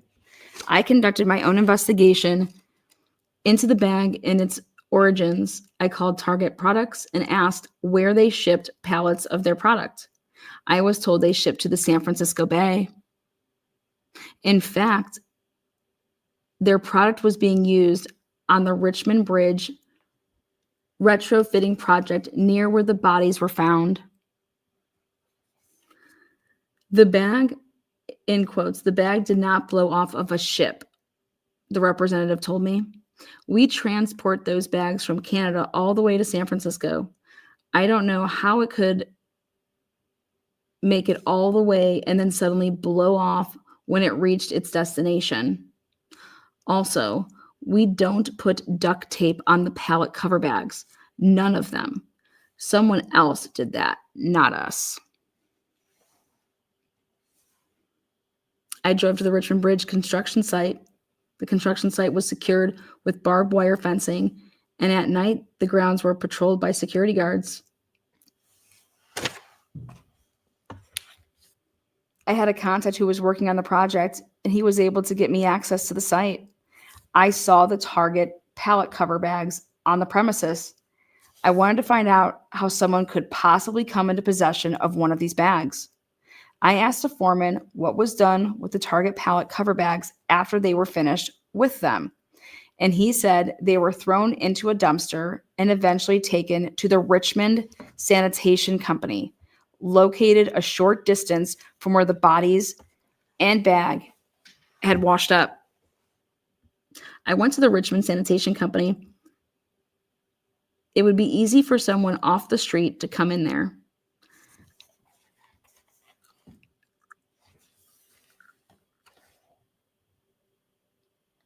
I thought I noticed that there were security cameras pointing at the landfill. I asked the manager if I could look at his security tapes.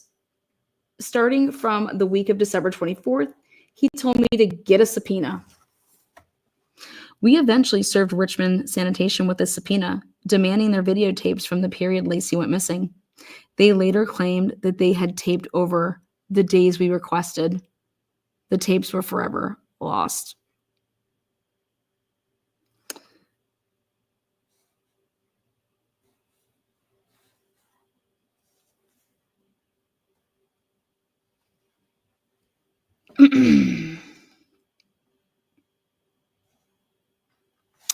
Anyways, go get it. Read it. I'm telling you. If you guys go watch that Netflix, you'll know why they go fucking nuts about and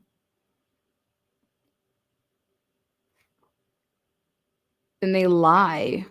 They absolutely lie. You need to read this book. They lied about the day of the burglary. They lied about there was somebody brought in jewelry. That guy's a piece of shit. Fuck him. Anyways, have a great night. Talk to you guys soon. Peace out. What is it called on Netflix? Just type in Lacey Peterson. It's going to come up. It's the new one. You can't see the name? Then it's Matt. It's Matt Dalton. There you go. Matt Dalton with Bonnie Hearn Hill. It's called Presumed Guilty. What the jury never knew about Lacey Peterson's murder and why Scott Peterson should not be on death row. You be the judge. I never planned to write a book about the Scott Peterson murder trial. After the frustration and disappointment I encountered while working on Peterson's defense team, I wanted to put the entire nightmare behind me, but I couldn't. The questions would come when I least expected them, sometimes driving down the freeway, sometimes moments before sleep, and always when I picked up a newspaper or watched one of the news broadcasts dissecting the case. What had happened to the information I'd uncover about the van that was sitting across from Lacey's house at the time she disappeared? The pregnant woman who was being terrorized in the neighborhood, the numerous other pregnant women who disappeared in the area, the crime spree in Lacey's neighborhood that started hours before she disappeared, the screaming coming from that park bathroom where Lacey was seen walking the morning of December 24, 2022. Where were the statements from the witnesses I'd interviewed who'd seen Lacey walking her dog that day? What about the felons who were breaking into the house across the street the morning of December 24th? Why was Scott Peterson on death row? Those questions continue to haunt me. They are the basis of this book. So there you go. So the name of the book, again, Presumed Guilty. He was presumed guilty. Didn't have a chance. Media, remember? Matt, so can you imagine if social media would have been around the way that it is now for this case? He didn't get a fair trial. So, but Matt Dalton with Bonnie Hearn Hill, there you go, presumed guilty. Just read it because it's all about just if you're a true crime person, read it. Read it because I looked up this man and I said, why would he even write this book, right? He was a prosecutor and he couldn't believe how they had no resources. He's like, whatever we wanted, we got at the prosecutor's office. So like here, he's like, you just read this book. It's really, really enlightening. So, okay, guys, take care. Bye-bye now.